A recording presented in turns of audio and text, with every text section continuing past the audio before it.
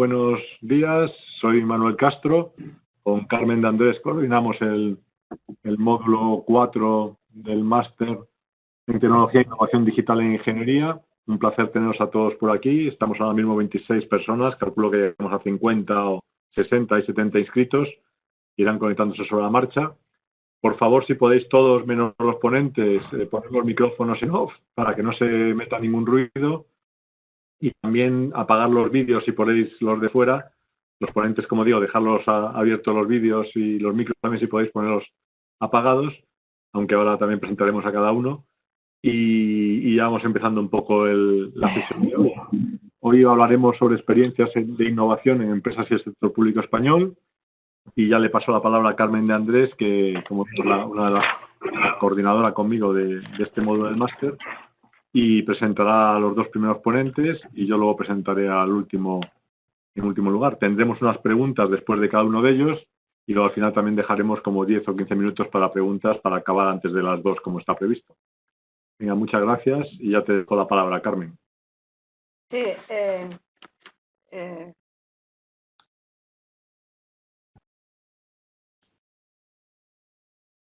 hola, buenos días a todos.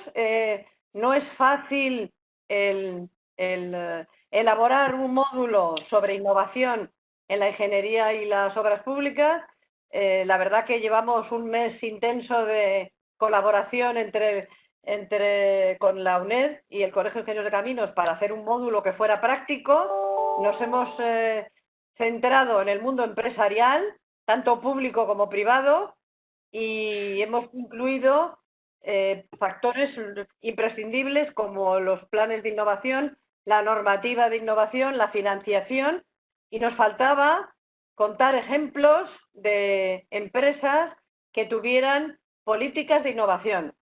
Hemos incluido antes una empresa que tenía un producto innovador, que era la empresa OHL, era precisamente un producto en el sector de la construcción, pero ahora nos parecía importante aprovechar en una mesa redonda la experiencia de 3 personas que llevan una experiencia de muchos años en el ámbito de la innovación y sobre todo con casos concretos, porque siempre que se habla de innovación todo el mundo dice que está muy bien en el papel, pero luego a la hora de la verdad no siempre se refleja que va en línea con la estrategia de la empresa, ¿no?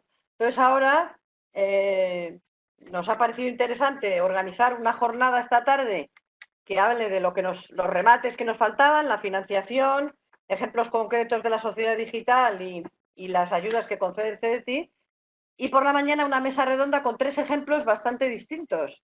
El primero se refiere al mundo de los residuos sólidos, el segundo se refiere al mundo de las sociedades estatales de agua y el tercero se refiere al mundo de las empresas de consultoría en el ámbito de la informática y la electrónica. Son 3 ejemplos de empresas importantes en España y que sobre todo tienen su estrategia basada en la innovación en relación con el éxito empresarial y sobre todo en relación con las nuevas orientaciones de la Unión Europea a través de sus fondos estructurales en sus nuevas etapas y sobre todo en relación con los nuevos requisitos que se nos van a plantear una vez que superemos el COVID-19. Entonces, agradezco en este momento a todos los que se han conectado para escuchar la mesa redonda y agradezco a los ponentes de la mesa redonda su disposición a estar con nosotros no más de 2 horas. Entonces, en primer lugar, tengo el placer de presentar a Eduardo Fernández Jiménez. Nos conocemos desde hace mucho tiempo, tiene una labor importante en el ámbito de Urbaser, en el ámbito de las estrategias de innovación en relación a Urbaser, y seguro que lo que nos va a contar va a ser muy interesante para que de una vez presumamos de empresas españolas, bueno, ahora no tanto, porque ha habido una adquisición de capital, pero empresas con profesionales españoles que llevan muchos años dedicados a la innovación. Sin más, Eduardo, por favor, 20-25 minutos, y os agradezco vuestra presencia aquí porque parece mentira, pero con esto del COVID-19 estamos trabajando muchísimo más que con un horario de empresa normal, porque no hay horas ni excusas para conectarse. Muchas gracias, Eduardo, cuando quieras. primer lugar, agradecer a los organizadores la oportunidad que da Urbaser de poder exponer algunos ejemplos de actividades de investigación, desarrollo e innovación que llevamos adelante.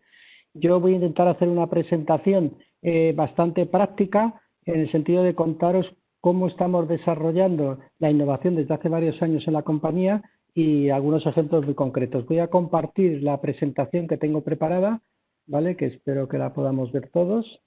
Se está cargando. La pongo en presentación. Entiendo que la estáis viendo. Ya está, perfecto. Perfecto, que es, pues la hemos titulado Experiencias de Innovación en Empresas, bueno, como es el máster que estáis haciendo, la mesa redonda, y voy a hacer una pequeña introducción de lo que es la empresa, muy somera, y luego explicaré por qué nosotros lo hacemos y qué resultados y conclusiones para posible debate podamos plantearnos. En primer lugar, Urbaser, he puesto una transparencia que va a ir pasándose, explicar que somos una empresa de servicios que lo que hacemos prácticamente es servir a las administraciones en diferentes tipos de actividades. Están apareciendo aquí diferentes dibujitos, la pongo entera y lo voy comentando, pues que abarcamos todo lo que una ciudad pueda necesitar.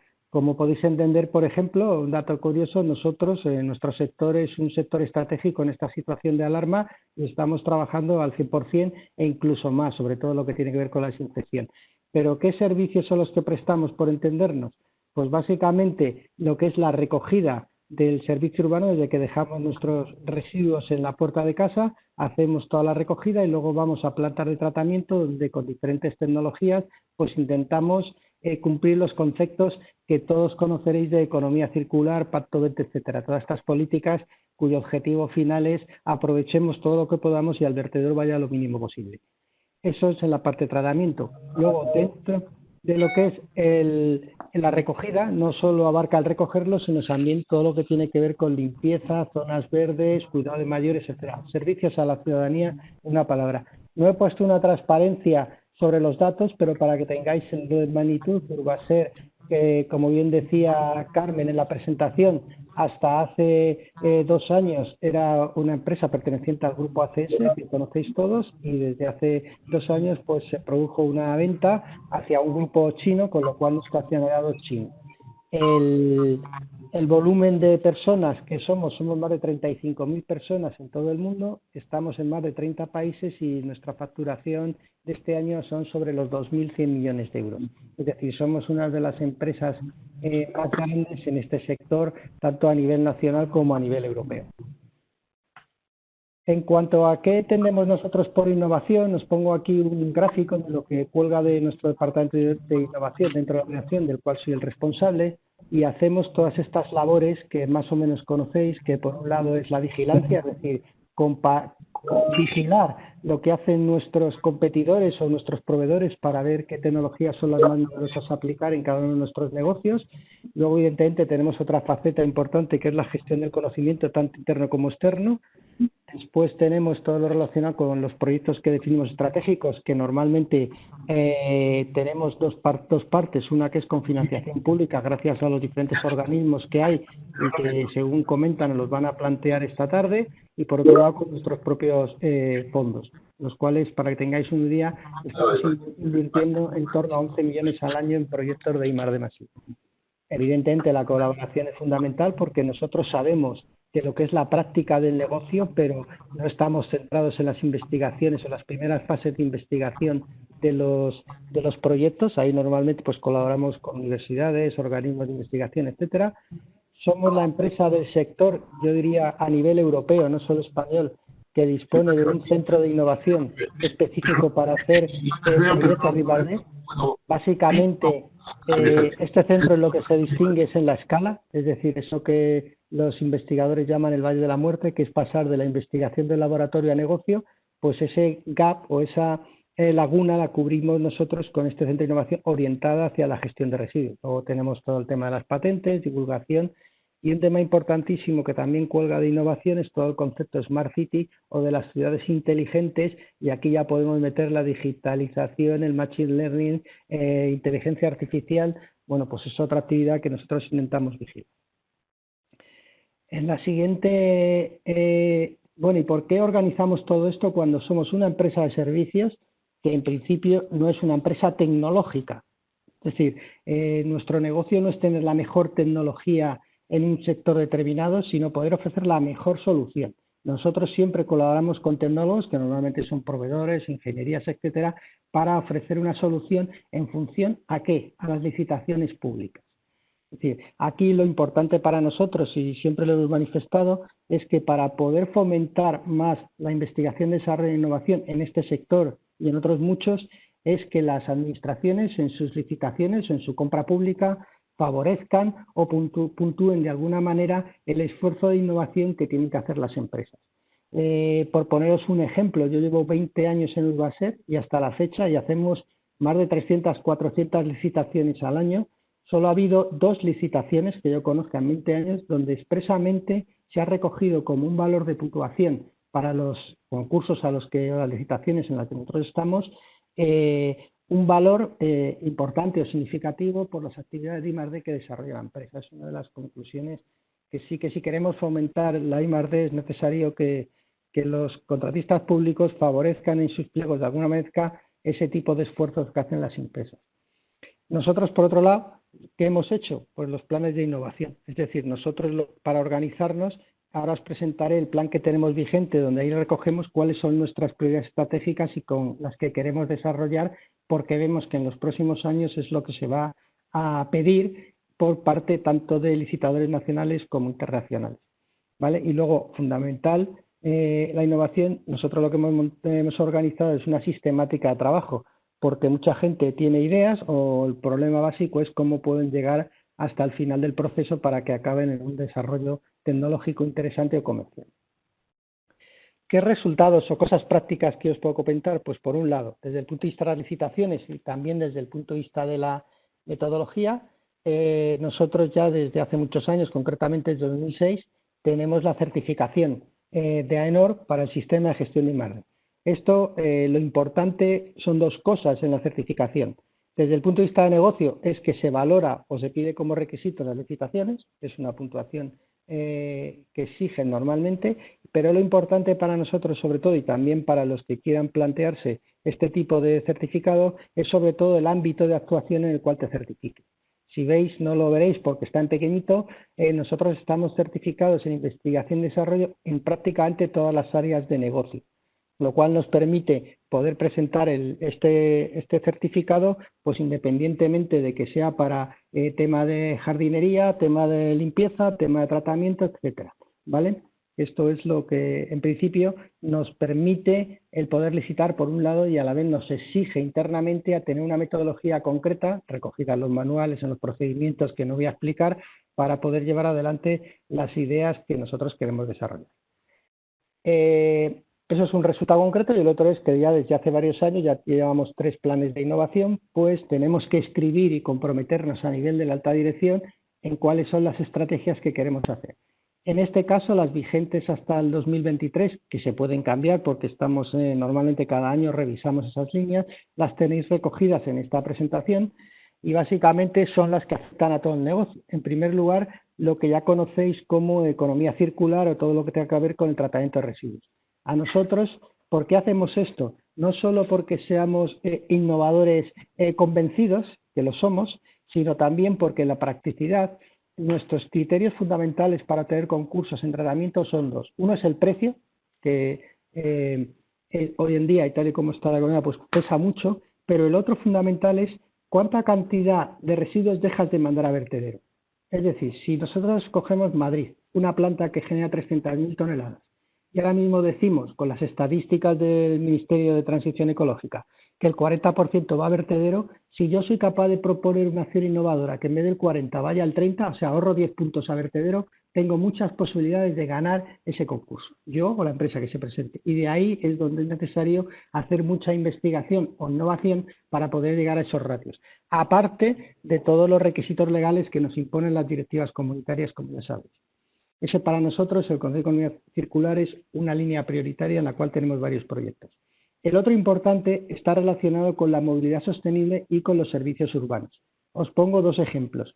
¿Qué demanda ahora mismo la sociedad en España y en Europa? o incluso también en países asiáticos. Por un lado, vehículos menos contaminantes, es decir, hay que ir a vehículos eléctricos o híbridos. Ahora os enseñaré un ejemplo de un vehículo que hemos hecho. Y por otro lado, el tema de aplicar la sensórica, el IoT e inteligencia artificial para optimizar la recogida. Son las dos líneas fundamentales en las que estamos trabajando. Ahora se ha añadido una cosa que yo creo que ya se va a quedar con nosotros, que es, como estáis viendo, todo el tema de desinfección. Estamos viendo que con el tema del COVID, ahora todos los ayuntamientos, por contaros un ejemplo muy concreto, están planteándonos a todos qué soluciones vamos a tener para los parques infantiles. Ya no hablo de playas, pero imaginaos, a ver cómo podemos, y ahora estamos montando grupos de trabajo para intentar sacar ideas de cómo garantizar una seguridad en los parques infantiles cuando ahora entremos ya en un estado de mayor normalidad, por contaros un ejemplo. El otro importante para nosotros, evidentemente, somos una empresa de gestión de residuos y tenemos que reducir nuestro impacto ambiental. Nuestro impacto ambiental fundamentalmente está en el CO2, en la huella de carbono, y para eso tenemos una propia herramienta nuestra y además investigamos para intentar sustituir flota que va con combustible diésel o gasolina o con combustible fósil por energías alternativas. Y ahí desarrollamos diferentes tecnologías. También estamos trabajando, por ejemplo, en tema de olores, disminución de olores, que es otra queja normal que suele pasar en este sector, y en otro tipo de actividades, en tema de depuración de aguas, concretamente de lixiviados, que entraría dentro de la línea del ciclo del agua de la división nuestra que es SOCAMES para el tema del tratamiento de aguas. Y por último, potenciar el desarrollo de innovadores para la gestión de espacios urbanos. Aquí es donde encajaría esto de la desinfección que os he contado, pero llevamos mucho tiempo investigando cómo aplicar las tecnologías TIC de comunicación e información para optimizar la gestión de estos espacios urbanos, es decir, el mobiliario, el reconocimiento de personas o el reconocimiento de mobiliario para poder gestionar mejor los servicios. Estas son nuestras principales líneas que están recogidas en el plan a 5 años. El plan contempla las líneas, contempla un procedimiento para hacer y contempla unas inversiones, que más o menos estamos hablando entre 5 y 6 millones al año. Nuestro mecanismo es sencillo, vamos de abajo arriba, preguntamos a negocio nos plantea una problemática y ahí pasamos por unos comités hasta su aprobación para llevarlo adelante. Básicamente es como lo estamos haciendo. Este es un vídeo que os quiero poner de un ejemplo. Cuando se habla de movilidad eléctrica, a ver si tenemos suerte y lo veis todos bien, porque hicimos la prueba, pero ya. A ver.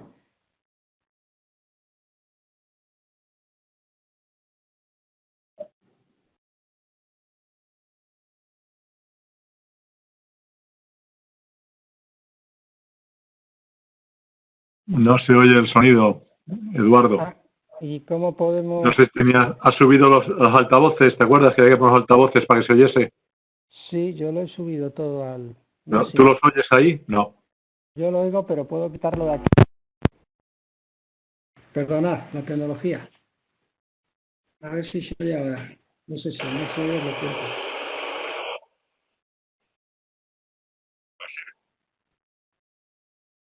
Perdón. ¿Se oye o no se oye? Se oye algo de ruido, pero... Ahora sí. Un vehículo que vela por la salud de las personas.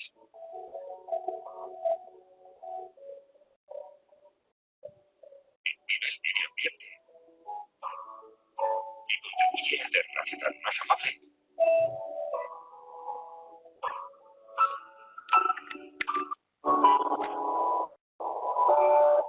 Y respeta el descanso de los vecinos. Con la tecnología más avanzada para dar respuesta a las necesidades de la ciudad.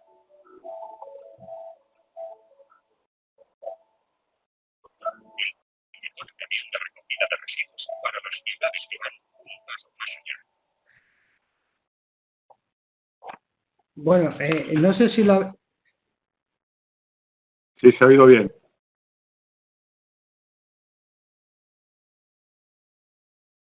Ahora no te oímos, Eduardo. A ver si me oís. Sí, Ahora ¿me sí. oís, no? Sí, perdona. La gente que haya visto el vídeo dirá, bueno, total, un camión eléctrico, esto ya está más que inventado. Bueno, pues seguimos manteniendo que para nuestros servicios y un vehículo, en este caso, de 26 toneladas, aparte de todo el tema legal para homologarlo, no existe todavía ninguno que preste este servicio 100% eléctrico. Cuando digo 100% eléctrico me refiero a que hemos tenido que hacer tanto el camino de ida y vuelta o de recogida, o sea, lo que es la ruta, como la operación de carga y descarga de contenedores de forma eléctrica 100%. Para que tengáis una idea, el esfuerzo de ese camión, y aquí es una de las ideas que yo quiero transmitir en estas conferencias, es que ese camión ha costado como 1 millón de euros. Tú lo comparas con el equivalente al de diésel normal y está en torno a 300-400.000 euros. Posiblemente el eléctrico bajará de precio con el tiempo, pero una idea a transmitir es que tenemos que ser conscientes de que si queremos aplicar este tipo de nuevas soluciones, tiene que llevar un coste añadido normalmente a la mayoría de estas inversiones, al menos de momento. Entonces, lo que nos está pasando es, lo podemos ofertar, pero tiene unos costes que normalmente son superiores. Este es uno de los problemas que vemos en cuanto a las licitaciones públicas, que nos van a pedir, o nos están solicitando, no a nosotros, a todo el sector, unas mejoras muy altas, pero después hay que ver cómo rentabilizar estas inversiones. Este camión lleva en pruebas ya casi 1 año y tenemos ya los ratios de mantenimiento y tenemos los datos para equiparar un vehículo tradicional de combustible fósil con el eléctrico y sabemos los periodos de amortización que habría que tener para poder llevarlo adelante. Otro resultado, y ahora hablo de la planta de tratamiento, esta foto que veis es como una pequeña refinería y esto tiene que ver con la economía circular. Sabéis ahora, o todos sabréis por la prensa, que los plásticos están demonizados, es decir, el plástico es el enemigo del medio ambiente, ¿vale? Y todo el mundo está buscando soluciones para coger esos plásticos que se llaman de postconsumos, que son los que están recogidos en la basura, que se recogemos en la basura para intentar obtener materiales. Y la idea sencilla que todos tienen es, bueno, si al final los plásticos son hidrocarburos, hagamos la ingeniería inversa y obtengamos de los hidrocarburos. Bueno, eso no es tan fácil desde el punto de vista tecnológico y todas las empresas o la mayoría, tanto el sector refino, el sector químico como nosotros mismos, estamos trabajando para intentar obtener de esos plásticos otros materiales. Nosotros tenemos una tecnología patentada que es un proceso de reciclado térmico, de pirólisis, para transformar los plásticos de baja densidad, que son los que ahora tienen menos valor, o sea, las bolsas de la compra, los plásticos de poca densidad, esos plásticos ahora mismo no tienen mercado, entonces nosotros hemos desarrollado una tecnología y la estamos ya a una escala de RL8, o sea, a niveles ya prácticamente industriales, de obtener a partir de esos plásticos que no tienen valor unos líquidos pirolíticos que el mercado nos va a comprar. Es decir, nosotros ya tenemos acuerdo con grandes empresas del refino, tanto en España como fuera, para hacer estas instalaciones. ¿Cuál es la gran ventaja que aporta una empresa de gestión de residuos? Y es el tema de poder preparar y seleccionar bien los plásticos que tienen que entrar en estos procesos. Los procesos químicos y térmicos para el tema de transformación de plásticos están ya muy desarrollados, sobre todo por el sector químico y refino, pero necesitan que el material de entrada tenga una calidad específica. Es donde Urbaser o empresas como nosotros pueden entrar en ver cómo separar, por decirlo sencillo, la zapatilla que va con el plástico, el tornillo o la cerámica, para que no entren en los procesos y puedan ser viables económicamente. Ahora nosotros estamos presentando aquí en España un proyecto que estamos en la fase de autorización ambiental para una instalación de 8.000 toneladas al año de esta tecnología. Y también la estamos planteando en otros países fuera de España. Es decir, que ahora mismo pues, es un éxito. Para que tengáis una idea, en este proyecto nos habremos gastado como 10 millones de euros, llevamos 4 años ganándolo. O sea que la investigación es lenta, normalmente, que eso muchas veces, cara a los consejos de administración, es complicado porque te piden resultados a corto o medio plazo. Y otro resultado que tenemos es el centro que os dije. Esto está ubicado en Zaragoza con el apoyo del Ayuntamiento de Zaragoza y es una instalación de 5.000 metros cuadrados donde lo que hacemos es proyectos de investigación con organismos públicos de investigación o socios europeos. Esto fue una inversión cara, evidentemente, pero le hemos sacado una rentabilidad muy interesante, no hablo desde el punto de vista intangible, sino desde el punto de vista de resultados. Aparte del proyecto que os he enseñado, estamos haciendo un proyecto para definir la primera biorefinería a nivel europeo, entendiendo por biorefinería a partir de la materia orgánica contenida en los residuos obtener otra serie de productos diferentes al biogás.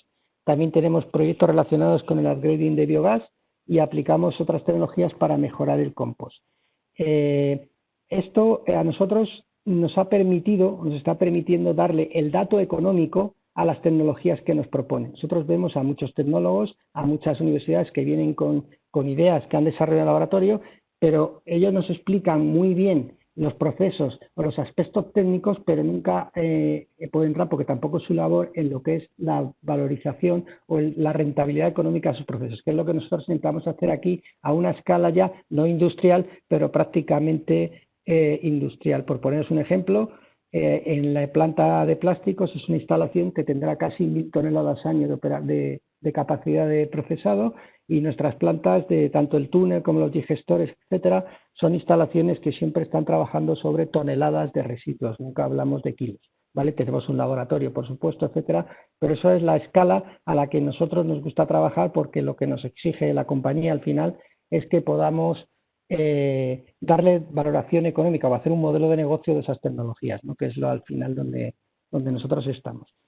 Por poneros una conclusión, no sé el tiempo que llevo, pero vamos, creo que voy más o menos bien, yo diría 3 cosas. Yo creo que el éxito o el éxito, fortuna que tiene Urbaser es que ha habido siempre un apoyo de arriba abajo, es decir, el comité de dirección, el presidente en su caso, han apostado por estas líneas de desarrollo claramente, pero yo lo que veo es que si al final el comité de dirección, el órgano de dirección, no apoya, es muy difícil poder trasladarlas, llevar a concretar en proyectos. Lo estamos viendo ahora. Es evidente que este año va a ser un año duro y, bueno, pues ahí es donde nos vamos a ver los buenos y los malos, ¿no? Por otro lado, cuando he puesto aquí, pongo cosas muy evidentes, pero es buscar soluciones eficientes, tiene que ver con la parte económica. Es decir, yo hablo desde el punto de vista de empresa. Nosotros, para poder llevar a invertir 1 millón de euros en el vehículo que he contado ante el camión, o los 5 millones en el tecnología de plásticos, tenemos que tener muy claro que va a ser un beneficio tanto para la sociedad, porque ya residuos, ya emisión, lo que sea, pero también desde el punto de vista de que la empresa pueda obtener una rentabilidad o un negocio claro de esa actividad. Por poneros otro ejemplo, ahora mismo se está hablando del tema del vehículo eléctrico. Bueno, pues un modelo que estamos estudiando es cómo reciclar esas baterías. Ya tenemos experiencia y estamos buscando tecnólogos para hacer partenariados y decir, a ver, cómo podemos escalar esto a un nivel más industrial. Y por último, otra cosa que nos hemos dado cuenta con esto, que lo podríamos, en vez de poner colaborar con terceras personas o terceras partes, podría haber puesto innovación abierta, que queda muy bien, pero el tema es que somos ya conscientes de que Urbaser será muy grande, tendrá mucha gente, pero para las soluciones que nos requiere hoy en día el mercado, o colaboramos entre varios, o si no va a ser prácticamente imposible poder dar una solución correcta. Yo con esto me paro aquí, ¿vale? Y quedo a vuestra disposición para que me hagáis las preguntas que queráis, o comentarios, o como lo veáis. Perfecto, muchas gracias, Eduardo. Pues si queréis hacer alguna pregunta, podéis poner el micrófono en on y hacerla directamente, o hacerla por el chat, lo que prefiráis cada uno. Hola Luis, que ya he visto que estás por ahí, también aprovechando, te saludo. Sí, no me oís, no puedo activar el audio. Sí, te digo, ahora te estamos oyendo.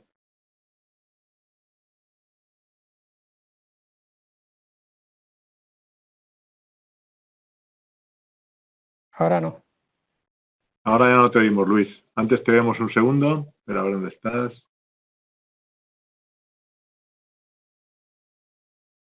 Ahora te oímos, Luis. Ahora te oímos. Muy bien, estupendo. Y me veis también, ¿no? Pues fenomenal. Ahora no te vemos en cambio, pero sí te oímos. Bueno, pues fíjate. Has quitado el vídeo sin querer, le has dado al botón de quitar el vídeo. Le doy en el centro. Ahí está. Ahora me veis, ¿no? No. No, ahora no. Ahora sí. Ahora. Te vemos y te vemos. Bueno, estupendo. Bueno, pues muy bien. Bueno, pues buenos días. Siento haberme retrasado. Y desde el Casa del Herrero Cuchillo de Palo ya he tardado en conectarme al web de Cisco. Pero bueno, ya parece que está... Lo que no pasa nada. Ya estás por aquí. Sí. Pues muy bien. Tenemos una pregunta para Eduardo. ¿Existe algún negocio o proyecto de innovación asociados a la reutilización o reciclaje del polvo de aluminio? Eduardo, que tú sepas.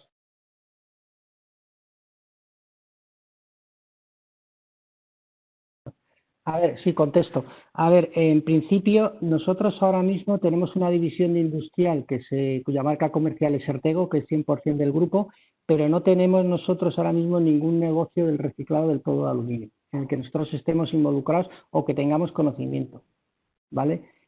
Ahora lo que estamos mirando, aparte del tema de los aceites, etcétera, es el tema de baterías, ¿vale? Pero no Sí, tenemos el en cuanto a... tema de baterías, evidentemente, va a ser muy importante Vehículo con el eléctrico. tema del boom del coche eléctrico, del vehículo eléctrico. Va a haber Sí, un tema eso, de pero baterías ahí que muy importante. el tema del polvo de aluminio, en principio, no tengo conocimiento.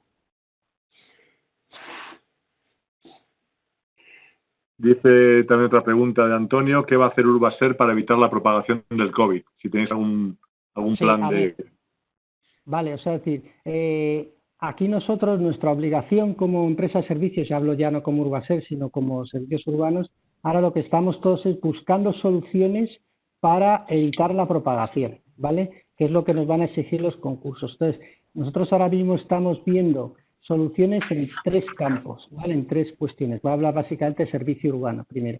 Primero es qué productos podemos utilizar, ¿vale? Que estén totalmente registrados y fiables para utilizar. Por poneros un ejemplo, se está hablando del ozono y el ozono no está reconocido ahora mismo como un desinfectante porque produce efectos secundarios. Nosotros. El otro tema es lo que he comentado.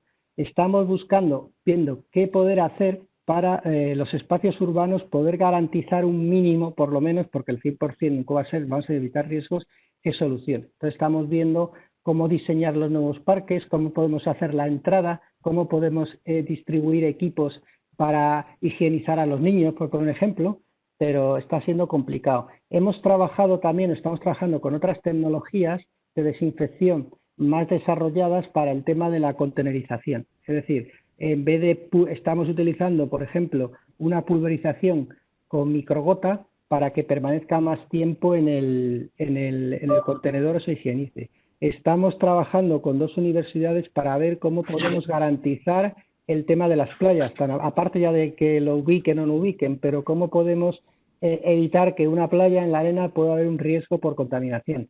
Ahora mismo estamos trabajando en eso, pero no podría decirte, mira, aplicamos esta solución. Ahora lo que se está haciendo fundamentalmente, no nosotros, todo el sector, es lavar con agua. Es decir, lo que ahora mismo está haciendo todo el mundo es, en vez de en el baldeo o en la limpieza de calles, si antes se hacía una vez al día, ahora se hace hasta en 3 turnos, mañana, tarde y noche, ¿no? Que es lo más eficaz en este momento. Vale. En la parte de tratamiento, lo que tenemos que hacer en la parte de las plantas, ha habido 2 hechos concretos. Uno es que hemos tenido que doblar turnos, es decir, por el tema de la distancia, pues por ejemplo, para los temas de reciclado en las líneas, pues donde antes había 4 recicladores, ahora tendrá que haber 2, tendremos que doblar turnos por un lado, y ahora lo que estamos viendo es cómo meter robots o cómo aplicar automatización a esos procesos, ¿vale? Gracias. La última pregunta que llega por aquí dice que en vuestro centro de innovación, si podéis añadir el dato económico a los proyectos de innovación. ¿Consideras que hay visos de viabilidad económica en el proyecto de biorefinería como solución generalizada para la gestión de residuos? Buena pregunta. A ver, lo que nosotros estamos en un proyecto de biorefinería, estamos en 2 escalas. Tenemos un proyecto BBI que termina ahora en un año, que es el Urbiofin, concretamente, lo podéis consultar en la página, que estábamos en TRLs 456. Y el objetivo es sencillo, era decir, a ver, aparte de obtener biogás de la digestión anaerobia, voy a interrumpirla para obtener productos químicos. Está en fase de investigación. Ahora estamos elaborando otra propuesta para dar el salto ya a un TRL 8 o 9. Y te explico cómo lo veo yo de rentable o no. Y depende de cómo esté el mercado. Por poneros ejemplos, nosotros lo que vamos a hacer es obtener unos productos, por ejemplo, CO2. El CO2 tiene un valor determinado y hemos encontrado aplicaciones donde podemos sustituir nuestro CO2 por el CO2 químico normal, o sea, que viene de esta fuente. El problema es el precio. Hoy por hoy yo no lo veo. Lo que sí tengo claro es que va a cambiar. Y os voy a poner un ejemplo, es decir, a futuro, yo no sé si estamos hablando de 4 o 5 años, el tema de la biorefinería bajo nuestro punto de vista se va a imponer y el problema es que el mercado, que es donde está el gran problema, le dé el valor a esos productos nuevos que podamos obtener, ya sea por gas como el CO2 o puedan ser sustancias de bioestimulantes a través del compostaje, Hoy por hoy, si me lo dices hoy, no hay una escala industrial económica que lo justifique, pero yo creo que en los próximos años pasará. Y os puedo contar un ejemplo muy claro, y es en el tema del plástico. Nosotros llevamos con él, como he dicho, como 5 años, y cuando estábamos hablando de 5 años, el barril de petróleo estaba a unos niveles mucho más altos que ahora, por encima de los $100, y ahora, como veis, está pues por menos de la mitad. Y sin embargo, le vemos la rentabilidad. ¿Por qué? Porque lo que está habiendo es una concienciación clara de que hay que buscar una alternativa al plástico. Entonces, todos estos negocios, tanto la biorefina como esta, para mí serán rentables en el momento que pongamos el coste real de la gestión de los residuos. Es decir, si en Inglaterra, por ponernos un ejemplo, la tasa de basura a vertedero está sobre 200 libras y aquí está 80, aquí no es rentable y en Inglaterra sí. Pero lo que nosotros pensamos es que más pronto que tarde esas tasas de vertido irán subiendo y harán totalmente rentables estos procesos. Vale. Muchas gracias, Bueno, Eduardo. muchísimas gracias. Nada, a vosotros. Pues nada, pues seguimos entonces. Sigues tú presentando a la siguiente ponente, Carmen. Es que no sé quién estaba ahora, si Rosa o Luis. No, Rosa, ahora va Rosa. Rosa, sí. No la veo por ahí, a Rosa. Sí, estaba. ¿Rosa? Hace un segundo estaba, sí. ¿La hemos perdido? No la veo. Sí, Rosa Cobos. Sí. Ah, hola, Rosa. ¿Sí? Hola. Hola, buenos días otra vez. Tengo el placer de... Está todo el rato, Está todo el rato, Carmen. La siguiente ponente es Rosa Cobo, es directora general de Aquaes. Yo creo que es la persona que más sabe en España en este momento de fondos europeos y la verdad que es una persona que siempre ha estado por delante de todas las iniciativas que podrían llevar a nuestro país a utilizar todos los fondos europeos con los nuevos requisitos relacionados con el cambio climático, el ahorro energético, las tecnologías digitales, etcétera. Entonces ahora está en Aquaes y nos va a comentar durante 20-25 minutos las iniciativas que está llevando a cabo. Muchísimas gracias, Rosa, por dedicarnos estos 20 minutos. Gracias. Gracias a ti, Carmen. Voy a colgar la presentación, que ya se la mandé ayer a Manuel, y yo creo que se verá. Ahí perfecto. Está. Ponla si quieres en grande para que se vea mejor y ya está. Sí, a ver si me funciona el ratón. Sí, aquí estamos. A ver, pues yo, Carmen, muchas gracias. Manuel, muchas gracias por invitarme a un foro en el que, bueno, hay una presencia del sector público a través de una empresa como Aquaes, que es una empresa que está destinada a trabajar en el mundo de la obra pública hidráulica.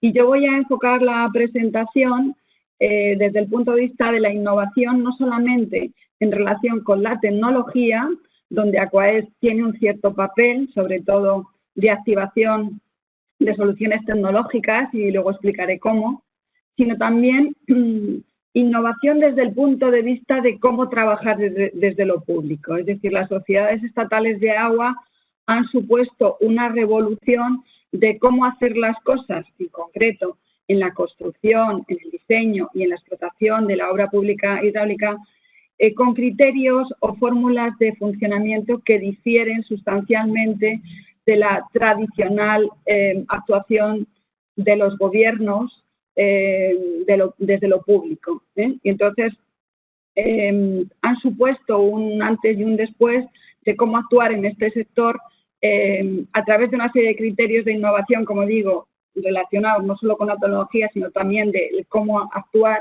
que voy a sintetizar. Pero antes, y por si alguien no sabe lo que son las sociedades de agua, porque a pesar de que tienen 20 años de vida, muchas veces cuando nos ponemos a hacer una primera aproximación o una interlocución con determinados usuarios, nos encontramos con que muchos de ellos no saben lo que son las sociedades estatales de agua, cuál es su funcionamiento y qué planteamiento le podemos ofrecer en términos de interlocución y de solucionar un problema en el ámbito del abastecimiento, del riego o del saneamiento que pueden tener.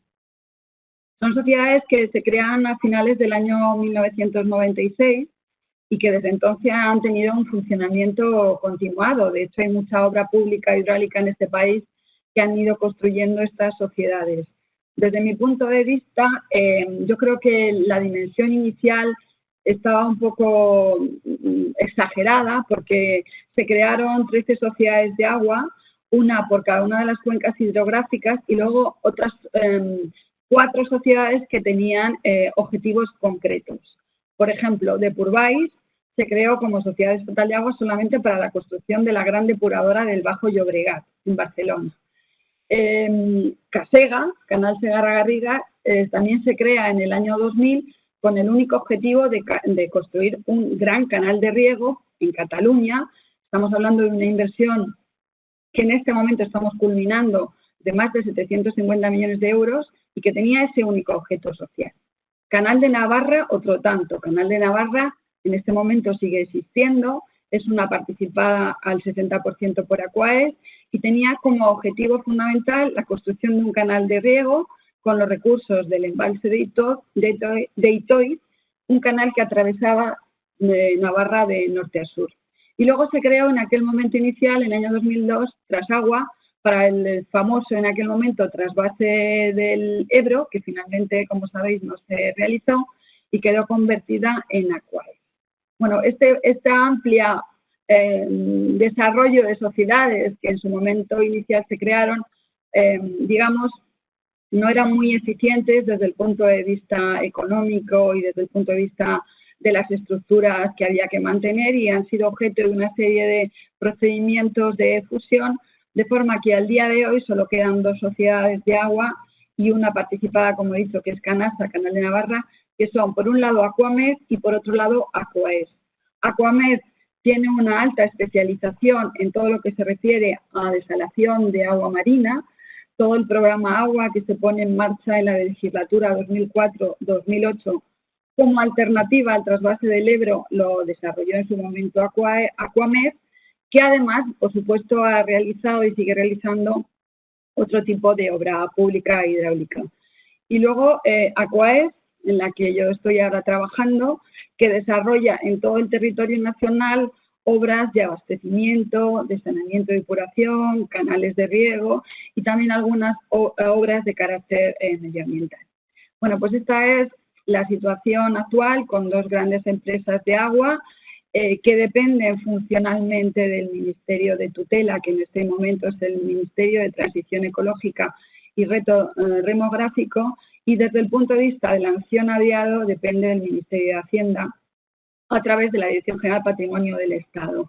Son sociedades que tienen elementos de trabajo desde lo público, por ejemplo, nosotros tenemos que licitar y adjudicar y a través de la ley de contratos del sector público. Sin embargo, los contratos que finalmente formalizamos son contratos privados porque somos una sociedad estatal, pero somos una mercantil estatal con fórmula de sociedad anónima. Bueno, esto es lo que se refiere a la presentación de quiénes somos, que no es evidente que todo el mundo lo sepa. Desde el punto de vista de la innovación, que es lo que nos ha traído aquí. Como he dicho al principio, creo que estas sociedades estatales colaboran en la innovación no solamente en lo que se refiere a los desarrollos tecnológicos, sino que colaboran a la innovación en otros elementos, con otros criterios que tienen que ver con la fórmula de trabajo y los criterios de actuación. Desde el punto de vista de la tecnología, ¿cómo pienso yo que colaboramos a la implementación del desarrollo tecnológico, a la implementación de la innovación en las soluciones tecnológicas de la obra pública hidráulica? Pues por un lado, porque Aquaes desarrolla tecnologías, construye tecnologías hidráulicas de altísimo nivel tecnológico y en muchos casos son soluciones innovadoras que las empresas tienen que discurrir, que tienen casi que inventar cuando les planteamos necesidades muy concretas. Ejemplo de por qué afirmo que somos usuarios de tecnologías de altísimo nivel y tecnologías punteras, porque hay muchas de las obras que hemos construido que así se han valorado por parte de los expertos y del mundo de la ingeniería. El último caso lo tenemos este año, en el que hemos recibido el premio del Colegio de Caminos, Canales y Puertos aquí en Madrid. El colegio nos ha honrado con el premio Acueducto de Segovia a la mejor obra pública del año, y en concreto se lo ha otorgado a una estación depuradora de aguas residuales que construyó Aquaes en Vigo, la Edar de Lagares, que cuenta, como digo, con las más importantes soluciones tecnológicas, pero además también es un ejercicio de esmero en lo que se refiere al diseño de la propia planta, al diseño del entorno de la planta. Estamos hablando de una inversión del entorno de 200 millones de euros que inicialmente los vecinos consideraban como un ataque a su confort, digamos, y que luego se ha convertido en un vecino deseable que todos queremos o quisiéramos tener, porque es una planta que tiene unos jardines, que tiene un entorno medioambiental excelente, que no produce ruidos, que no produce olores y que por lo tanto se ha convertido en un proyecto de excelencia que así ha sido reconocido, como digo, por el Colegio de Caminos y por el Colegio de Caminos de Galicia. Esta misma solución de saneamiento y depuración ha sido objeto de dos premios, del Colegio de Madrid y del Colegio de los Ingenieros de Galicia, con el premio Santé. Por lo tanto, usuarios de desarrollos tecnológicos de altísimo nivel. Pero es que además intentamos desarrollar soluciones innovadoras nuevas cuando el mercado no es evidente que tenga soluciones que se adapten a las necesidades concretas que necesitamos en el diseño de un proyecto. ¿Y esto cómo lo estamos haciendo? Lo estamos haciendo utilizando una fórmula que está prevista en la Ley de Contratos del Estado y que no se usa con frecuencia, que es el diálogo competitivo. El diálogo competitivo lo estamos usando en este momento para buscar una solución tecnológica que se adapte a las condiciones de implantación de una planta de saneamiento de depuración en el municipio de Santiago de Compostela.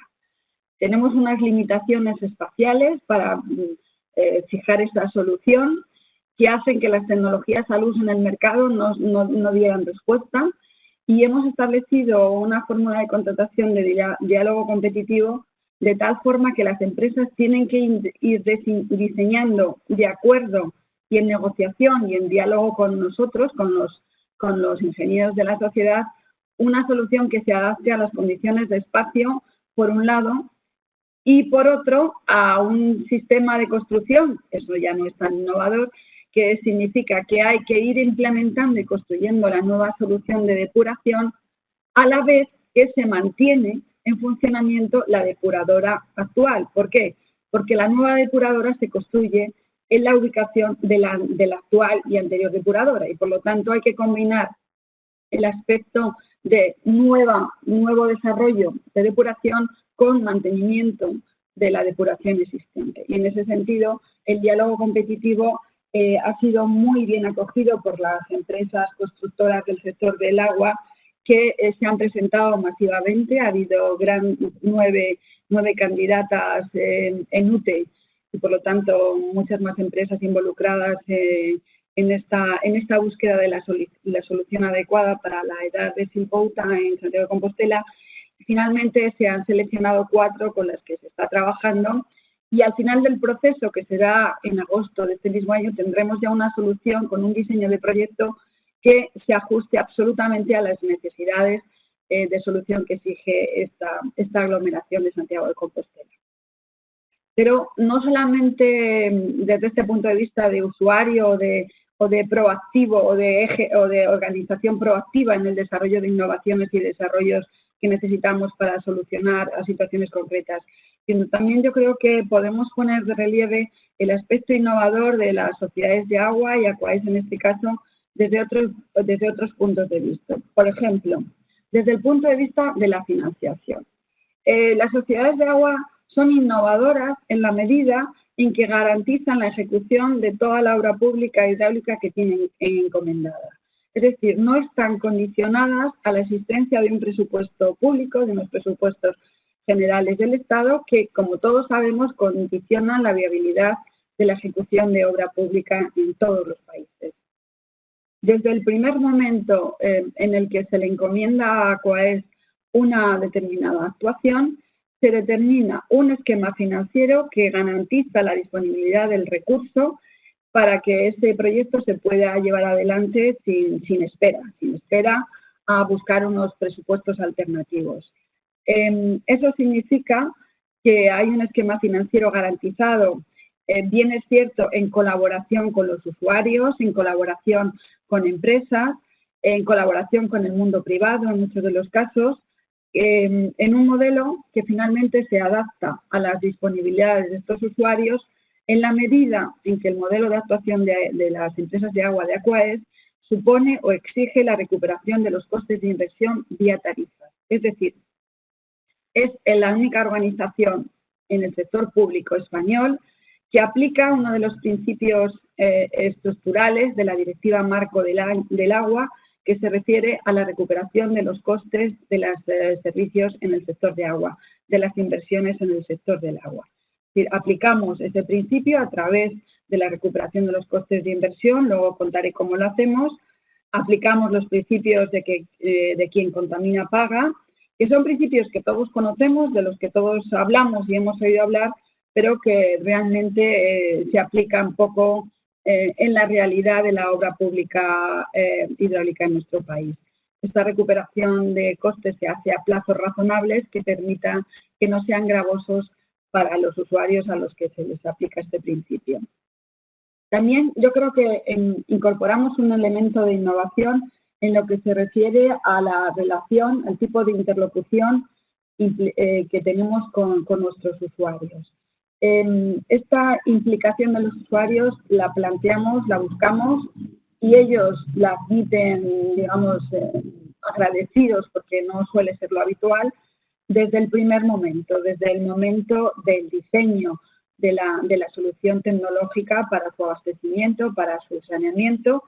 Les implicamos en la decisión sobre las soluciones técnicas que se plantean en el estudio de alternativas, desde el punto de vista de la localización idónea de la ubicación de las plantas, es decir, buscamos la mejor solución para cada usuario, se discuten las alternativas con ellos y, por lo tanto, se les implica no solamente en la parte financiera, en ese esquema financiero que ajustamos con ellos desde el principio, sino que también se les implica en la decisión final de la solución que se considere entre todos más adecuada para su problema. Esta implicación la mantenemos durante todo el tiempo de relación con el usuario, en el momento inicial, cuando se fijan las decisiones técnicas y financieras que se concretan en un convenio, pero también durante todo el desarrollo de la construcción de la obra y la posterior explotación de esa misma infraestructura, a través de unas comisiones de seguimiento que, como digo, dan pie a que se les tenga permanentemente informados desde la sociedad estatal en el desarrollo de la obra y luego en los avatares o en las condiciones de explotación de la misma. Por otro lado, como he dicho, los elementos de innovación de la forma de actuar de las sociedades de agua también tienen que ver con la colaboración pública-privada. Nosotros planteamos colaboración con empresas privadas en el desarrollo del esquema financiero. Por ejemplo, la Edar de Lagares, de la que ya he hablado antes como proyecto de excelencia, tiene una parte de financiación aportada por el constructor que se irá recuperando en un plazo de 11 años a través de las aportaciones de la propia Xunta de Galicia, que era uno de los cofinanciadores del proyecto. También hacemos realidad el principio de colaboración público-privada en la medida en que algunas infraestructuras de las que construye ACOAES se ceden para su uso a usuarios privados. Y en este ámbito tenemos muchos ejemplos en el ámbito de los regadíos. Nosotros hacemos canales de riego y infraestructuras de riego que cedemos en uso a los usuarios privados, a los regantes, y por lo tanto mantenemos siempre una interlocución durante toda la vida del proyecto, durante toda la vida de explotación del proyecto, no solamente durante la construcción, pero lo dejamos en manos de usuarios privados. Y por último, intentamos ser innovadores en los elementos que tienen que ver con la sostenibilidad de lo que construimos y de lo que explotamos. Por un lado, sostenibilidad medioambiental y, por otro lado, sostenibilidad en cuanto a la garantía de funcionamiento y operación de estas infraestructuras que construimos. Y en ese sentido, estamos introduciendo en los pliegos de los contratos que licitamos elementos de economía circular para que se aplique durante la fase de construcción, elementos de sostenibilidad medioambiental en el diseño y en la solución técnica de la infraestructura que construimos, y garantizamos la sostenibilidad de futuro en lo que se refiere al funcionamiento, es decir, que lo que se construye siga funcionando durante todos sus años de vida útil y esté garantizado ese funcionamiento a través de un adecuado modelo de operación y mantenimiento. Y eso también muchas veces, o bien directamente desde AQUAES, o bien a través de los usuarios que hacen, de acuerdo con nosotros, ese tipo de funciones de mantenimiento y operación. Por dar algunos datos, y aquí aparecen los fondos europeos que mencionaba Carmen al principio, estamos hablando de una sociedad estatal que con un capital social de 1.500 millones de euros tiene un volumen, una cartera de actuaciones de obra hidráulica encomendada que supera los 5.000 millones. Y ello, en buena medida, por el apalancamiento que este capital, estos fondos propios nos permiten, el apalancamiento de otro tipo de financiaciones, financiación de otras administraciones, financiación de usuarios privados y, desde luego, financiación de fondos europeos. Tanto el Fondo FEDE, el Fondo de Desarrollo Regional, como el Fondo de Cohesión, ha sido utilizado de forma privilegiada, diría yo, por esta sociedad estatal durante todos sus años de trabajo. De hecho, en ese momento ya son más de 2.200 millones de euros los que ha manejado y ha aplicado en actuaciones concretas AQUAES a través de distintas obras, incluso, como podéis ver, un volumen de fondos europeos que supera su propia disponibilidad de fondos propios.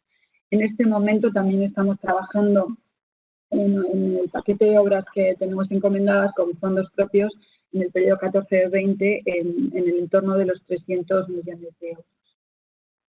Este modelo de funcionamiento que os he comentado, este modelo de gestión con esos elementos de innovación en lo que se refiere a la forma de trabajar, se sustenta en dos elementos o dos herramientas fundamentales con las que trabaja AQUAES. Por un lado, el convenio de gestión directa, que rige lo que tiene que hacer y cómo lo tiene que hacer e incluso en qué plazo lo tiene que hacer.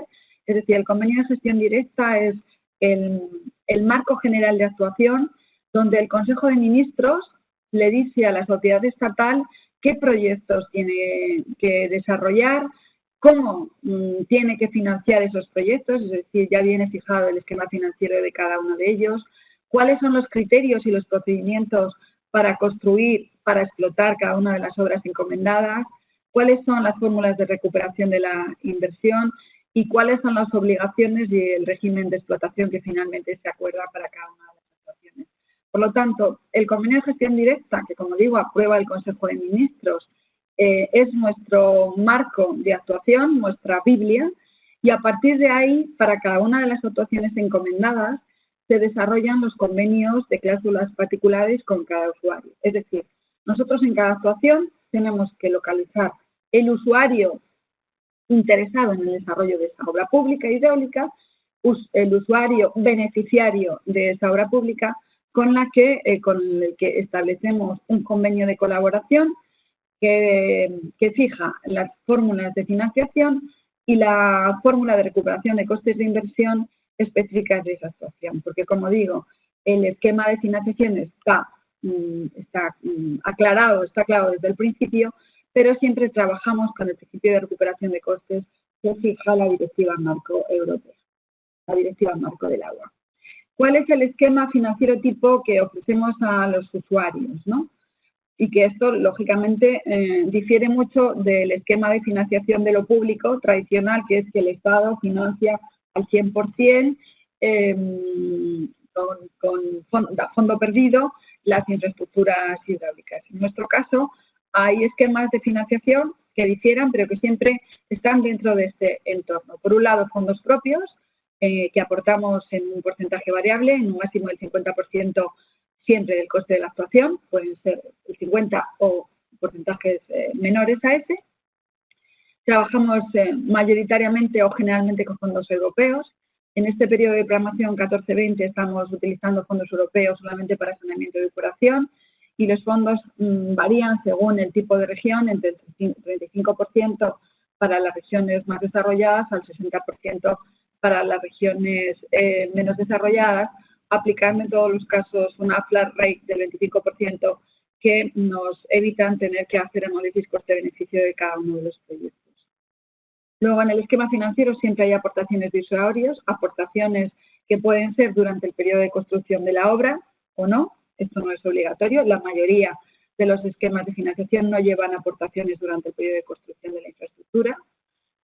Y el último elemento de ese esquema financiero tipo es el endeudamiento a través de préstamos, que bien nos solicita Aquaes, que esto es la mayoría de las situaciones, o bien son solicitados por los usuarios, pero como yo digo, la mayoría son solicitados por Aquaes porque las condiciones en las que conseguimos préstamos de las entidades financieras privadas son bastante competitivas, son condiciones muy interesantes y son plazos de endeudamiento a muy largo plazo, en torno a 25 años con carácter general. En este momento, las últimas operaciones financieras que hemos hecho en el año 2019, estamos hablando de tipos de interés de Euribor a un año más 0,75 de media, incluso algunas de las operaciones financieras las hemos conseguido por debajo de ese 0,75 de diferencial.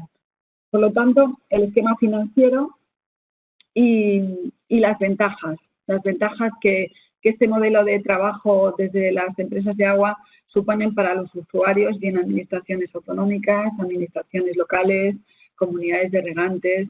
Pues, en primer lugar, que no tienen que endeudarse. Sabemos que muchas administraciones tienen limitado el techo de endeudamiento, hemos acarreado durante muchos años problemas de déficit público y esto significa que al final el que te lo prefinancien y tú luego cómodamente a través de unas tarifas de 25 años puedas ir devolviendo este coste de inversión resulta muy interesante para nuestras administraciones territoriales.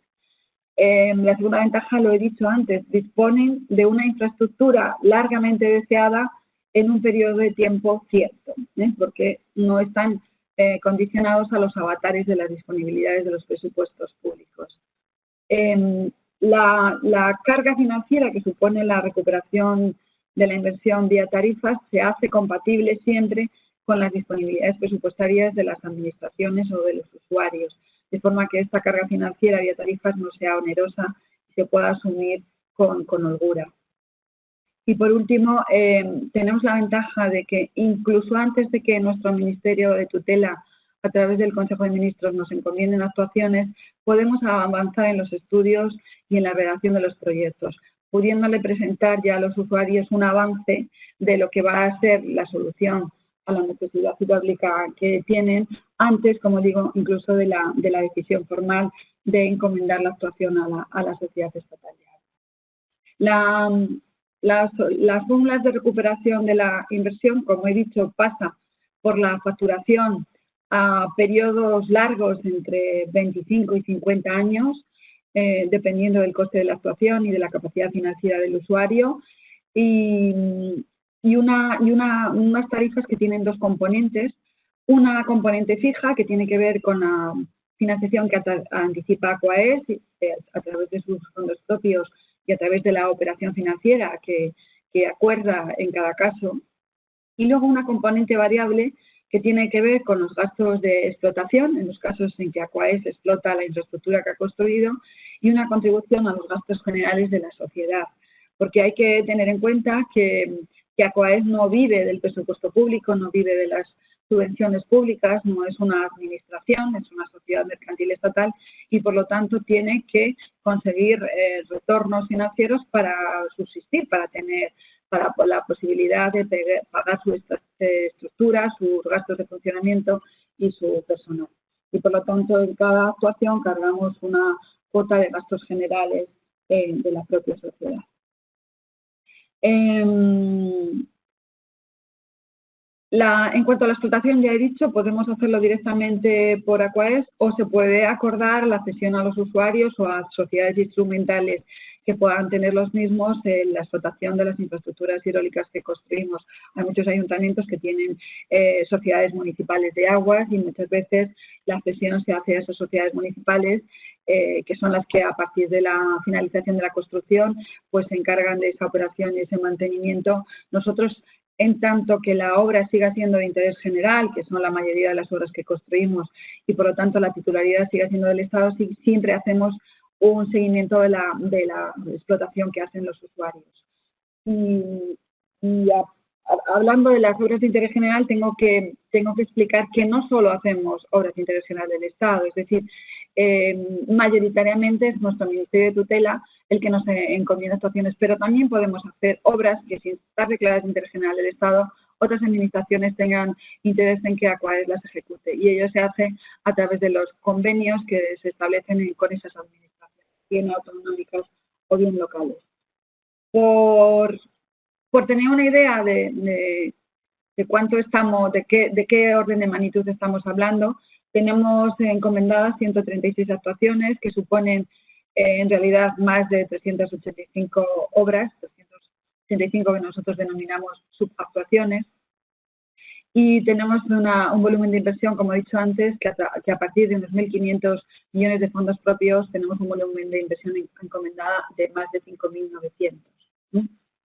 En este momento la inversión ejecutada en todos los años de existencia de Aquaes está en el 64%, es decir, tenemos ya una inversión ejecutada de 3.800 millones de euros.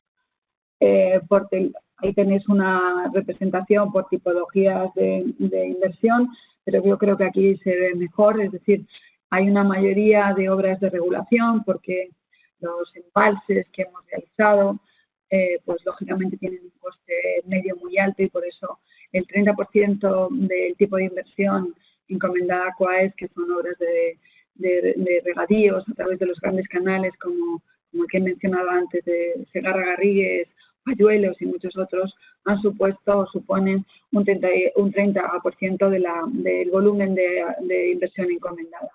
Luego tenemos un 27% de obras de abastecimiento y un 26% de actuaciones en saneamiento y depuración. Y luego obras diferentes, ¿no? De regadíos, bueno, ya las he mencionado, o sobre todo de carácter medioambiental, pero las de carácter medioambiental son más excepcionales porque en esas es más difícil encontrar un usuario dispuesto a pagar por ellas y por lo tanto las actuaciones medioambientales en cauces o vinculadas a los ríos son más propias de las actuaciones a realizar por las administraciones públicas, por los ministerios o las consejerías y estas sí a fondo perdido en la medida en que no hay usuarios, como digo, dispuestos a pagar. El desglose de actuación por comunidades autónomas es muy variado. Hay algunas regiones que han acumulado mucha actuación pública, mucha actuación hidráulica de Aquaes en función de las distintas necesidades que había en cada momento, pero como veis, Aquaes tiene presencia prácticamente en todas las comunidades autónomas del país. Y por una pincelada de color, que no sea todo literatura, pues algunos ejemplos de actuaciones que se han desarrollado, se han construido y algunas de ellas incluso se siguen explotando desde Aquaes. Pues tenemos ejemplos de saneamiento y depuración de depuradores muy importantes. Tenemos la de Coria, la de Ceuta, en Badajoz, en Villapérez, en Asturias. Tenemos actuaciones de abastecimiento importantes, por ejemplo en Huelva, a través de estaciones de tratamientos de agua potables, en Trujillo, en Orense, muy importantes. Tenemos también en Zaragoza. Tenemos todo el abastecimiento a Zaragoza y el entorno del Bajo Aragón está en este momento siendo abastecido a través de las obras ejecutadas y explotadas por Aquaes. Tenemos abastecimiento de Puerto Llano en muchas ciudades importantes de España. Tenemos actuaciones en regadíos, he hablado del canal de Navarra, que ya está ejecutado en su primera fase y una ampliación de la primera fase, canal de Payuelos, tanto el canal alto como el canal bajo, y el canal de Segarra-Garrigues en Cataluña, y tenemos actuaciones de regulación, la mayoría de ellas destinadas a uso de riego. Aquí tenemos, por ejemplo, la presa de la Breña, en Córdoba, el embalse de San Salvador, en el que tenemos los usuarios regantes de este embalse, fueron los cofinanciadores de la obra y los que en este momento tienen en su mano la gestión de la explotación de este embalse importante, que les ha cambiado la vida no solamente desde el punto de vista de la rentabilidad de sus cultivos, sino de la tipología propia de cultivos que han pasado a desarrollar frente a los que habían sido tradicionales de secano en la zona. Por ir terminando, de cara al futuro, el Ministerio de Tutela, el Ministerio de Transición Ecológica, ha querido que Aquaes en los próximos años se oriente a ayudar, oriente su actuación a ayudar en la solución de los problemas que tienen que ver con la Directiva 91/271 de saneamiento y depuración de aguas residuales urbanas. Sabéis que todavía, y a pesar de que han pasado muchos años desde el 91, España no tiene cumplidas al 100% las obligaciones de esta directiva, y de hecho hemos sido sancionados ya el año 2018 con unas multas importantes que siguen vigentes cada 6 meses y que van a estar vigentes hasta en tanto España no ponga al día sus compromisos en relación con esto.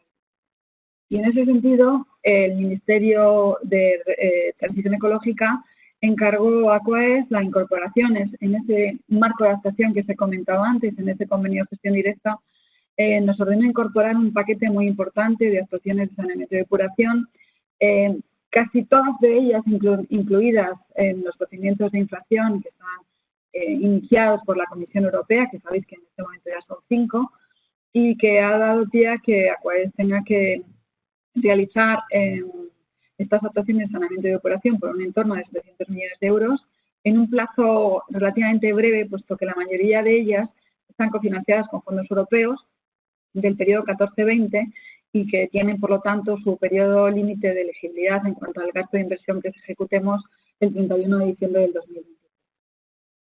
2020. Por terminar, y esto ya sí que es la última idea que quiero compartir, yo he contado cómo trabajamos desde la Sociedad de Aguas, cuáles son nuestros criterios y modelo de funcionamiento, pero también digo que esto muchas veces colisiona con otras realidades que siguen existiendo desde las administraciones públicas y que de alguna manera no dejan claro ni el reparto de funciones, ni el reparto de criterios, ni el reparto de competencias, y que sería muy bueno definir un esquema claro entre la Administración General del Estado, las comunidades autónomas, las diputaciones provinciales y los ayuntamientos a la hora de definir un único modelo con, lógicamente, características diferenciadas para cada actor, un único modelo de cómo hay que actuar en el mundo de la obra pública hidráulica en nuestro país, homogeneizando criterios por distintos organismos y empezando por la propia Administración General del Estado, que tiene por un lado al Ministerio, a las confederaciones hidrográficas, a las sociedades estatales como Aquaes, actuando sobre obra pública hidráulica declarada de interés general, pero cada uno con criterios distintos y sobre todo con criterios distintos de recuperación de costes de inversión que de alguna manera la Comisión Europea no va a seguir tolerando durante mucho tiempo. Y igual que digo que hay que defender los criterios de recuperación de inversión, porque así nos lo exige la normativa europea, también digo que tenemos que tomar en consideración criterios socioeconómicos para los criterios de financiación y recuperación de la inversión. Es decir, no todos los entornos pueden permitirse recuperación del 100% de costes de inversión, y la propia directiva nos permite hacer excepciones o tener consideraciones para aquellos entornos socioeconómicos donde la aplicación estricta del principio de recuperación de costes no sea aplicable. Y en definitiva, la idea final es que sería bueno eliminar distintas ventanillas que tienen distintos criterios de funcionamiento, para la ejecución de la obra pública hidráulica, evitando discriminaciones territoriales, discriminaciones entre usuarios y evitando lo que, bueno, pues no podemos ocultar, que ha sido en muchos momentos la politización de un sistema de obra pública hidráulica que debería descartarse. Yo creo que hasta aquí, y ahora pues me ofrezco para todas las preguntas, si es que hay alguna que queráis hacerme. Muchas gracias, Rosa. Sí, tenemos una pregunta que era ¿cómo funciona exactamente el diálogo competitivo? Que era la pregunta Eladio como pregunta que tenemos pendiente. Sí, hay que decir que es una fórmula que prevé la Ley de Contratos del Sector Público, que en este país es muy poco utilizada. Tan es así que cuando nosotros nos lo planteamos y elaboramos un pliego, nuestra abogacía del Estado, que nos informa los pliegos, porque como he dicho al principio, nosotros tenemos una parte de actuación sometida a criterios públicos, nuestro abogado del Estado nos dijo, pero Rosa, ¿pero qué haces si esto no lo utiliza nadie? En este país el diálogo competitivo es una rara avis. Bueno, pues es cierto, puede ser una rara avis, pero para nosotros nos parecía una fórmula idónea para resolver el problema de la edad de bolsa. El diálogo competitivo funciona pues publicando un esquema, unos pliegos de licitación donde tú no le pides a la empresa adjudicataria que te diseñe el proyecto y te lo presente. No, tú le pides a la empresa que en diálogo contigo vayamos diseñando de la mano la solución. El proyecto final se diseña de común acuerdo. Por eso se llama diálogo, porque es verdad que se hace dialogando en sucesivas reuniones. Se hace esa licitación del diálogo competitivo, donde están una serie de hitos que hay que ir cumpliendo, unas características de inversión y un coste de inversión. Eso está fijado también en los pliegos del diálogo competitivo. Se seleccionan, la ley dice, un mínimo de 3 adjudicatarios posibles. Nosotros hemos seleccionado 4. La verdad es que las empresas que se han presentado todas han sido de gran nivel y hemos seleccionado 4 porque no podemos trabajar, era imposible trabajar en diálogo competitivo con 9 empresas a la vez. Y una vez que están seleccionadas, tienen que hacer una presentación de unas soluciones preliminares que ya incorporan elementos de solución tecnológica y de desarrollo del proyecto, digamos, básicos. A partir de eso, se va haciendo negociación individual con cada una de las empresas, el desarrollo de esos elementos de los proyectos previos que inicialmente han presentado.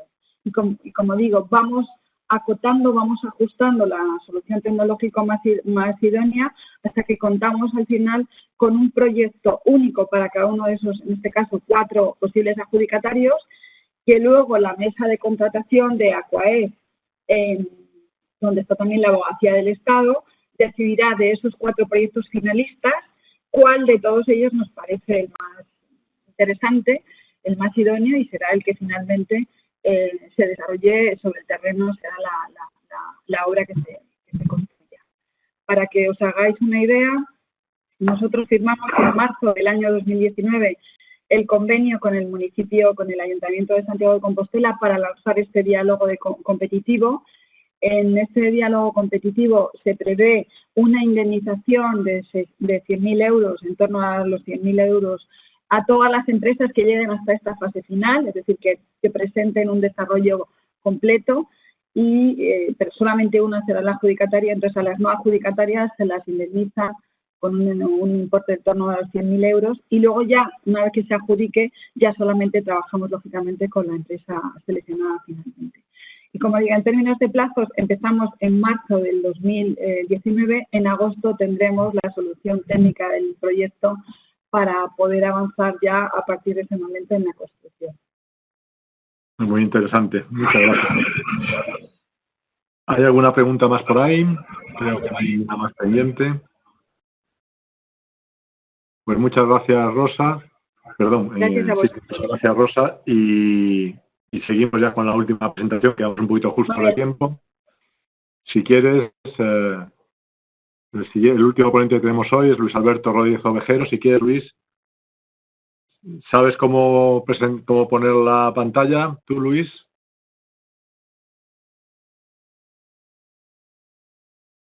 Espera, ahora me oís, ¿no? Sí, te vimos ahora, sí. Lo que ahora también te vemos. Te vimos y te vemos. Ahora ya no. Vale, Ahora ya vale, no. vale, pues muy bien. Espera que no Sí, te vemos sí, ahora, si puedes. Ahora sí. Ahí. Ahora me veis, no, pues bien, pues puedo poner la pantalla para compartir, será. Sí, si le das en el medio la flechita que es para arriba, ahí le das para compartir la pantalla. Sí. Y entonces tengo que marcar la pantalla que tenga la que pone pantalla completa, la primera, la de arriba del todo. la que ponga arriba, vale. Y pongo el contenido, la presentación esta que la Vale. Ahora ahí la tienes ya. Fenomenal. Pues Y la pones ahí en grande dando al botón de abajo de la pantalla. A ver si esto... Sí, dime, Carmen. Sí. Si no me da... Vamos a dar aquí. Ahí lo tienes, justo, ya está. Perfecto. Fenomenal. Carmen, ¿decías algo antes de empezar?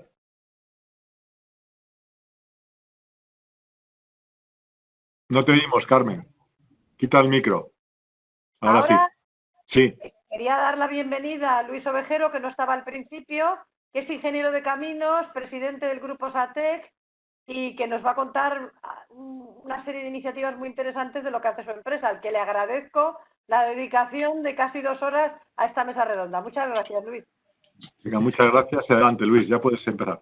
Pues muchas gracias a vosotros y un placer, Mari Carmen, un placer todos los asistentes el poder contribuir. Y la verdad es que muy impresionado con las presentaciones anteriores de Eduardo y de Rosa.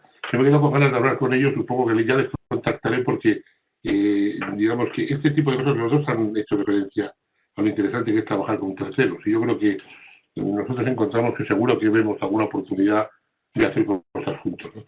Bueno, pues en principio yo voy a contaros, como decía, soy ingeniero de caminos y dirijo una empresa que fundé yo hace 31 años ahora, que se llama SATEC. Esta empresa es una empresa de ingeniería en temas de tecnologías de la información, de informática, telecomunicaciones, etc. Y nosotros hemos logrado en su momento arrancar, hemos logrado escalar, y en este momento somos del orden de las 1.200 personas. Estamos en España con la mitad de nuestro negocio y la otra mitad está en el resto del mundo. Tenemos presencia quizá no muy típica, estamos en sitios uno de los más habituales, estamos en África, estamos algo en Latinoamérica, estamos en Oriente Medio, etcétera. Y en general, pues nuestro foco en España, pues supongo que como sabéis, España no es una potencia, digamos, en lo que es desarrollo de tecnología, de lo que es la cosa convencional, desarrollo de equipamiento, desarrollo de fabricantes, como tampoco lo es en los grandes prescriptores de las tenencias. Pero España tiene una cosa que siempre ha tenido, que es un magnífico usuario de las tecnologías de la información, que al fin y al cabo eso es lo importante, porque las tecnologías de la información no valen ni más ni menos que para hacer las cosas mejor. O sea, no tiene otro sentido más que el utilizar la tecnología, que es un instrumento, que es una herramienta como otra cualquiera, para hacer aquello que haya que hacer, pues mucho mejor. Por ello, estas dos presentaciones que hemos tenido, cómo se utiliza la tecnología de una forma pues muy interesante en temas como la gestión de los residuos, o el agua, etc.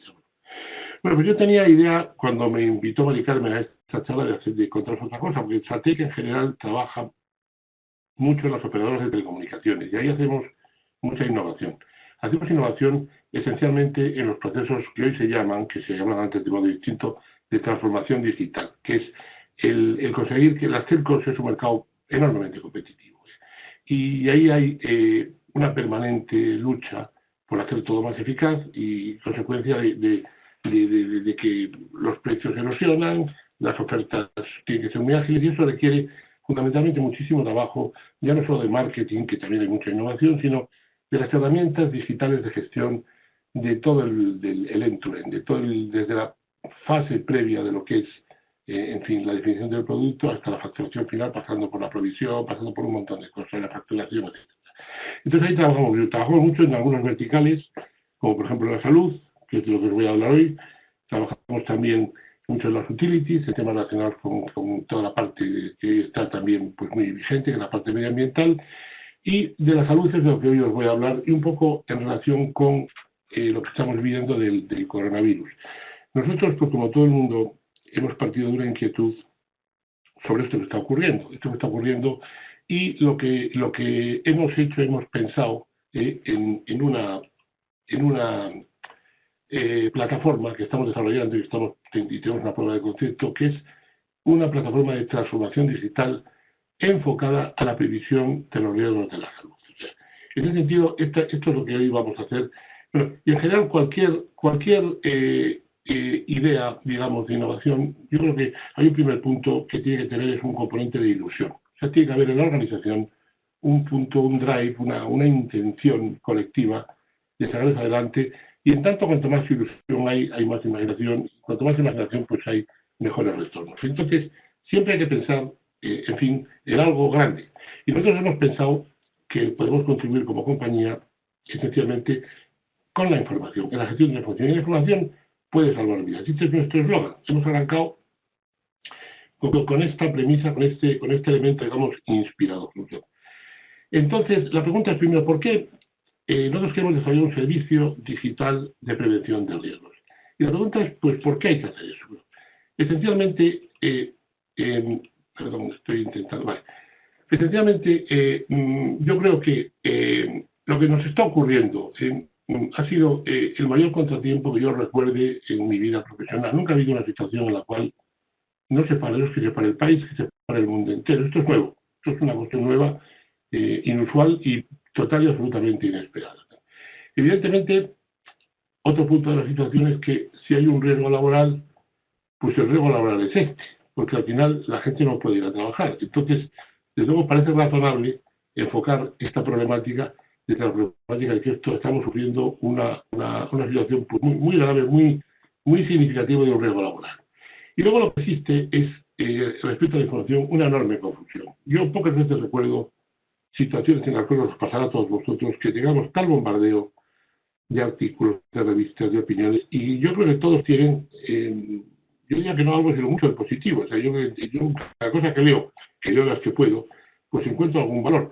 Pero realmente lo que se encuentra es un poco lo que es también la cultura que se vive últimamente, la cultura esta de los medios de comunicación, que uno sí escucha, entiende, aprueba, pero puede hacer muy poco al respecto. O sea, en realidad, claro, esta es la cuestión. Entonces nos bombardean con información, pero nosotros podemos hacer poco al respecto. Entonces, ¿y por qué? Porque hasta ahora, ¿qué se ha hecho hasta ahora? Evidentemente, una parte importantísima del esfuerzo es lo que se está haciendo en el tema de la solución médico-quirúrgica. De hecho, yo que todos nos hemos convertido en expertos de quiénes son las empresas que pueden desarrollar las vacunas de la forma preventiva, cuáles son los tratamientos, la analítica, los tipos de test, lo de test, algo de test. Y todos ellos tienen en funcionamiento un brutal ecosistema global, público, privado, en fin, académico, profesional, etcétera, que yo creo que ahí yo estoy particularmente tranquilo porque se va a desarrollar un best effort seguro. O sea, es enormemente probable que de ahí salga lo mejor de lo que somos capaces, porque evidentemente hay una preocupación y hay una ocupación de sus elementos. En la atención médica pasa exactamente lo mismo. La atención médica, pues, lo que ha tenido que pasar pues, todos los profesionales de la sanidad, que ha sido terrible. Y yo creo que aparte de yo con los que hablo y los que tengo contacto, me dicen que han aprendido muchísimo. Claro que esto ha sido todo un trial and error, es un proceso en el cual se ha ido aprendiendo, pero que se ha sacado a la gente adelante. Y ahí evidentemente esto va a dar unas lecciones operativas y va a cambiar de una forma importante cómo funciona el sistema de salud y cómo trata esto. Pero sin embargo, en donde no se ha hecho tanto es en las raíces. Al final, se está haciendo énfasis en los efectos, en que hay mortandad, en que hay miedo, que hay preocupación, pero se ha hecho muchísimo menos esfuerzo en las raíces en el por qué ha pasado esto y por qué podría no haber pasado. O sea, en ese sentido, y ahí yo creo que hay una situación, hay una visión global de la sociedad de la cual esto está un punto desenfocado. O sea, recibe menos atención mediática, no se ve que hay un liderazgo, yo no hablo de España, en general, en todo el mundo institucional, que no haya una visión estratégica, por supuesto, cuando en realidad esto es un riesgo brutal. Y algunos de los asistentes probablemente trabajáis en industria, desde luego seguro que lo va a hacer y los otros. Si comparáis esto con cómo se tratan los riesgos en las industrias químicas, es que el esfuerzo, el compromiso colectivo, el liderazgo desde el vértice de la organización es enorme. Aquí no digo que no haya habido discusión, pero el debate en esto de la gestión global ha sido muchísimo más limitado. Entonces yo creo que desde el punto de vista empresarial, y esta es y creo que está el reto que nosotros como empresa es lo que nos tenemos que plantear, es que hay que tomar la iniciativa. Hay que decir, vamos a ver, yo aquí, ¿qué puedo hacer? Porque algo tendré que poder hacer, porque esto me afecta muchísimo. Yo creo que al final es una máxima que yo escuché, recuerdo, mi hermano trabajó muchos años en DuPont en riesgos, en temas de riesgos. Dirigió una organización en muchos países del mundo, y él siempre decía que la premisa absolutamente implacable es que algo siempre se puede hacer. O sea, esa es la clave de la cuestión. Y ahí es donde está, yo creo que la clave de la innovación. Entonces nosotros, al final, hemos pensado, vamos a ver, esto se trata de una función que es controlar el contagio. Si nosotros queremos, primero había que tratar de evitarlo. Tratar de evitarlo en primera instancia, pero esto no es posible, ya lo tenemos encima. Bueno, pues ahora nos toca la oportunidad de tratar de evitarlo en segunda instancia. Entonces yo creo que ahí hay que pensar en cómo se puede hacer algo relativo al control del contagio. Y ese control de contagio, nosotros sí que podemos retrotraernos a cómo afecta ese impacto a nuestra propia organización. Con lo cual, pues al menos tenemos una iniciativa, generamos confianza en nuestra gente, en fin, y encontramos maneras de que esa propagación, que ese contagio nos afecte menos. Y esto pasa, que es la conclusión a la que hemos llegado, por hacer una transformación, por medir cosas, por tener información que hoy no tenemos, porque al final el control es información, y sin información pues no existe posibilidad de actuaciones que no sean un tanto ciegas. Entonces esa es esencialmente la... Entonces al final lo que venimos a concluir es que la explosión de toda la pandemia nos demuestra una carencia estructural muy importante en el sistema de prevención, y que esto nos limita enormemente la anticipación. La anticipación pasa por tener información, y evidentemente al tener que tener información que después derivamos en conocimiento, esta ha de ser una información digital. Entonces, ¿por qué la empresa tiene que asumir esta responsabilidad? Ahí la cuestión es ¿cómo se puede ayudar? ¿Cómo se puede? Evidentemente, nosotros, como empezamos este proyecto, empezamos a partir de una preocupación. Aquí todo el mundo habla de que esto del sistema de salud va a petar, y esto va a haber aquí un caos que va a tener a la gente desatendida. Esto no ocurrió así, de hecho ocurrió, hombre, hay quien puede pensar lo contrario, pero yo creo que dentro de lo que se preveía, la cosa fue muchísimo mejor de lo que podía haber ocurrido, pero efectivamente hubo una exageración. Entonces, lo primero que tenemos que hacer nosotros es prestar una atención médica a nuestra gente. Por lo menos la atención médica, ya digo yo, ir al hospital, que eso evidentemente no está a nuestro alcance, pero una atención médica en la cual la gente, pues digamos, aparte de que se le atienda y se le dé las recetas básicas para tirar adelante con la enfermedad, porque lo que sí que se sabía ya es que esa enfermedad hay gente que la padece mucho, poco o nada, pero hay los tres espectros del padecimiento. Entonces, por lo menos al que no le padece, sepamos que la tiene. Por lo menos al que la padece y es ligera, pues mantengámonos en contacto y echemos una mano. Y al que veamos que aquello está grave, pues aceleremos el proceso de que eso vaya por los cauces adecuados para que la atiendan debidamente ya las instituciones de salud pública. Pues esa atención médica nosotros decimos, pero claro, nosotros tenemos experiencia de muchos años en telemedicina, en teleasistencia, hemos hecho... Y además nosotros partíamos de una hipótesis que nos ayuda el tema de estar en África. En África, curiosamente, en África sí que importa la prevención.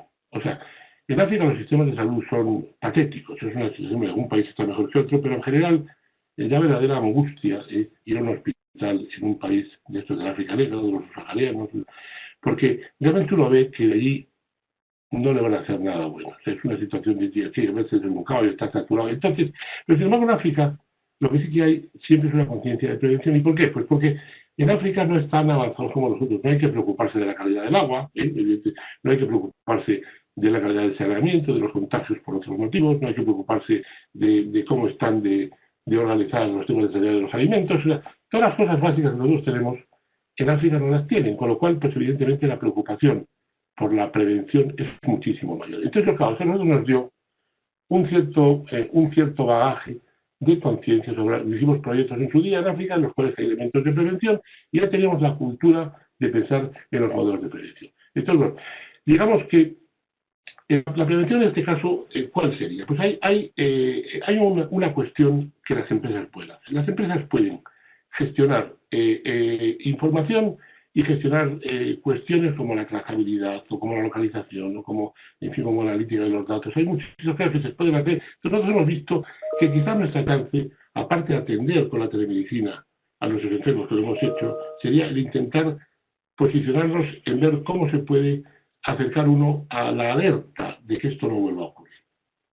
Entonces, hay un dato, ¿por qué la información es tan importante? Hay un dato clave en esta situación. Pensad una cosa, la información de la pandemia la tienen las personas, o sea, la tenemos cada uno de nosotros, o sea, todo lo que hay que saber está en lo que nosotros estamos llevando dentro, si contagiamos, si no contagiamos, si hemos padecido esto. Entonces, claro, sin la información no hay conocimiento. Ese conocimiento lo tenemos que tener, y lo tenemos que tener de modo colectivo. Y al final, el riesgo solo ocurre por el contagio, lo cual es una cierta tranquilidad. Podría ocurrir por más razones, pero realmente el riesgo solo... Y si nosotros logramos tener la información y la trazabilidad del contagio y llegamos a las raíces de los focos, pues probablemente encontremos una manera de acelerar la solución del problema. Entonces aquí la cuestión es cómo podríamos montar algo, cómo puede haber una transformación de un modelo digital que esto lo gestione. Entonces esto pasaría por una cuestión muy importante, que es tener en las empresas una estructura estable que aborde estos riesgos. Y evidentemente, y en ese sentido, esa es la primera razón. O sea, la empresa tendría que tener algo en funcionamiento por el cual sepa el estado de salud de su gente. O sea, en vez de ser la medicina de que yo voy al médico a que me atiendan, aquí lo ocurriría un poco al revés.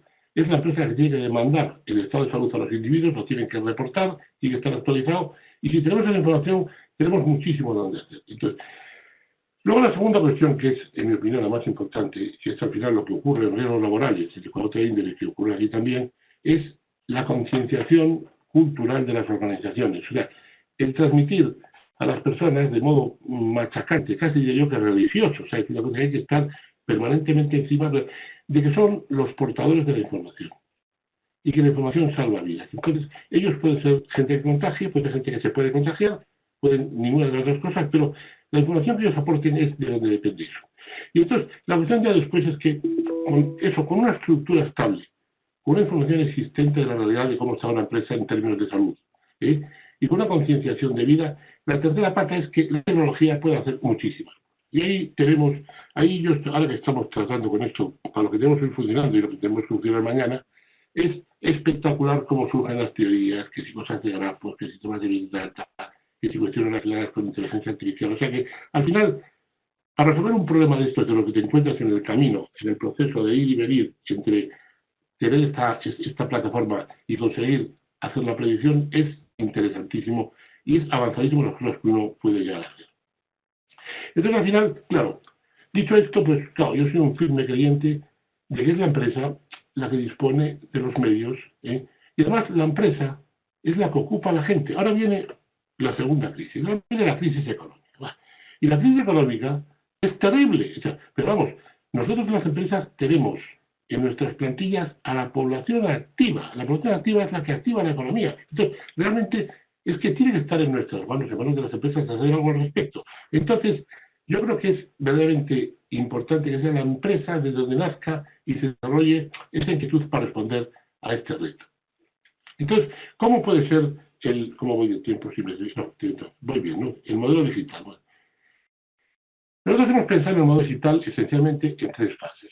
La primera fase, que ya la tenemos operativa y la tenemos funcionando y estamos muy contentos, estamos funcionando todo el colectivo de SATEC, que somos 1.200 personas, y ahora estamos intentando introducir a las familias. Y las familias contaríamos con 5.000 personas que estarían básicamente bajo el registro. Entonces,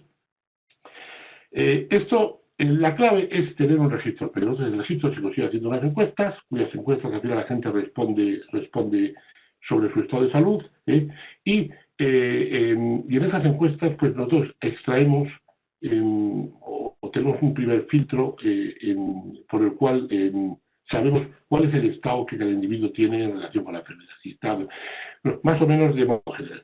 Entonces, evidentemente, eso es clave. Y conseguir llegar a esto pues no es tan sencillo. Simplemente con publicarlo y ponerlo y mandar una misiva de riesgos laborales, la gente lo va a contestar. Y ahí lo que hemos hecho, que es muy interesante, creo yo, es hemos creado un equipo dinamizador. El equipo dinamizador hemos cogido 40 personas de nuestras propias organizaciones, compañeros de nuestros compañeros, que son los que tienen lo que llamamos los activistas locales. Son gente de dentro de la casa que no tiene nada 50, 60, 70 personas y que les llama, mantiene el contacto y de alguna manera pretende, pues evidentemente en primera instancia conseguir que se rellene debidamente el registro, que tenga calidad y luego sobre todo que se actualice, pero también tratar con la gente, consultar los problemas, etcétera. O sea que es una manera de crear la empatía suficiente y de ir construyendo la importancia cultural que eso tiene dentro de la propia organización. Entonces, ese registro tendrá que tener y tiene un modelo de datos y luego evidentemente ha de cumplir, como es natural, y eso pues es un tema importante y no es un tema sencillo, con los temas de legislación vigente desde el punto de vista de lo que son la ley de protección de datos, como cualquier modelo digital. Entonces ahí nosotros con ese registro lo que hemos hecho es, ese registro ya tenemos localizadas las personas, hemos hecho el filtro y tenemos un segundo colectivo que es lo que llamamos el talento remoto. Y hemos contado con médicos que atienden a las personas.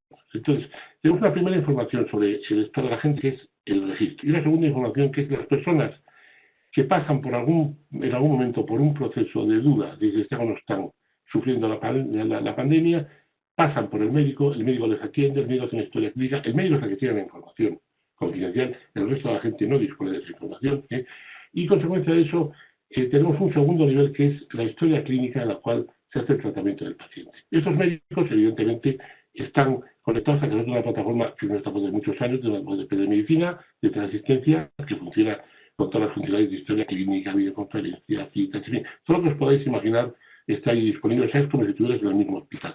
Y en ese sentido, pues tenemos una atención que es perfectamente homologable, no es lo mismo, falta el contacto, pero bueno, en este caso es bastante homologable a una atención real de un médico. Entonces, claro, después estos médicos luego complementan la situación. Los médicos lo que tienen como compromiso es el filtrar el proceso de salud, el pillar a la gente cuando está empezando, el ayudarles a que se cure y cuando se cure comprobar. Y luego, en un momento determinado, se hacen una serie de tests, hemos hecho del orden de los 200 y pico tests, pero los tests en esta fase primera de confinamiento, que este primer modelo es un modelo válido atender a la gente porque la gente está confinada como estamos ahora, ¿no? Entonces, en este momento lo que hemos hecho es, hemos utilizado el tiempo del confinamiento para refinar el registro. Entonces, ese registro lo hemos complementado, aparte de con esas dos cosas que os decía, con la historia clínica del paciente, con unos tests que hemos ido desarrollando, con lo cual tenemos razonablemente filtrados los que están inmunizados, los que están en la dolencia, y tenemos evidentemente, como todo el mundo, tenemos un 80 o un 80 y tantos % de gente que son los que son asintomáticos, aquellos que no saben si lo tienen o no lo tienen, pero al principio da la sensación de que no lo padece, pero porque tenemos la fotografía, digamos, de nuestra organización perfectamente clara. Entonces ahora viene la segunda fase, que es donde estamos ahora, que es la transición a la normalidad. Entonces aquí, claro, ahora cualquier empresa se encuentra con una situación terrible y dice, ¿a quién mando a trabajar? A nosotros también, tampoco hemos querido.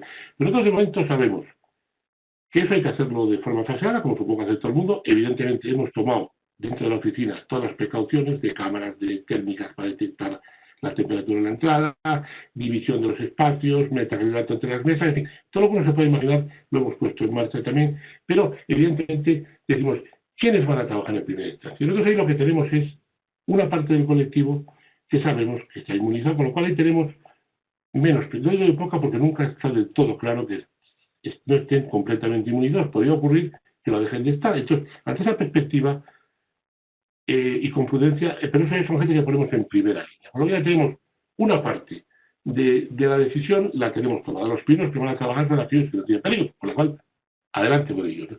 Y luego tenemos que mandar, evidentemente, asintomáticos. Entonces, ahí viene el segundo gran problema, que es, vamos a ver, estos asintomáticos puede ocurrir que estén o no estén contagiando. Lo que hacemos es que les haremos un test por si lo padecen.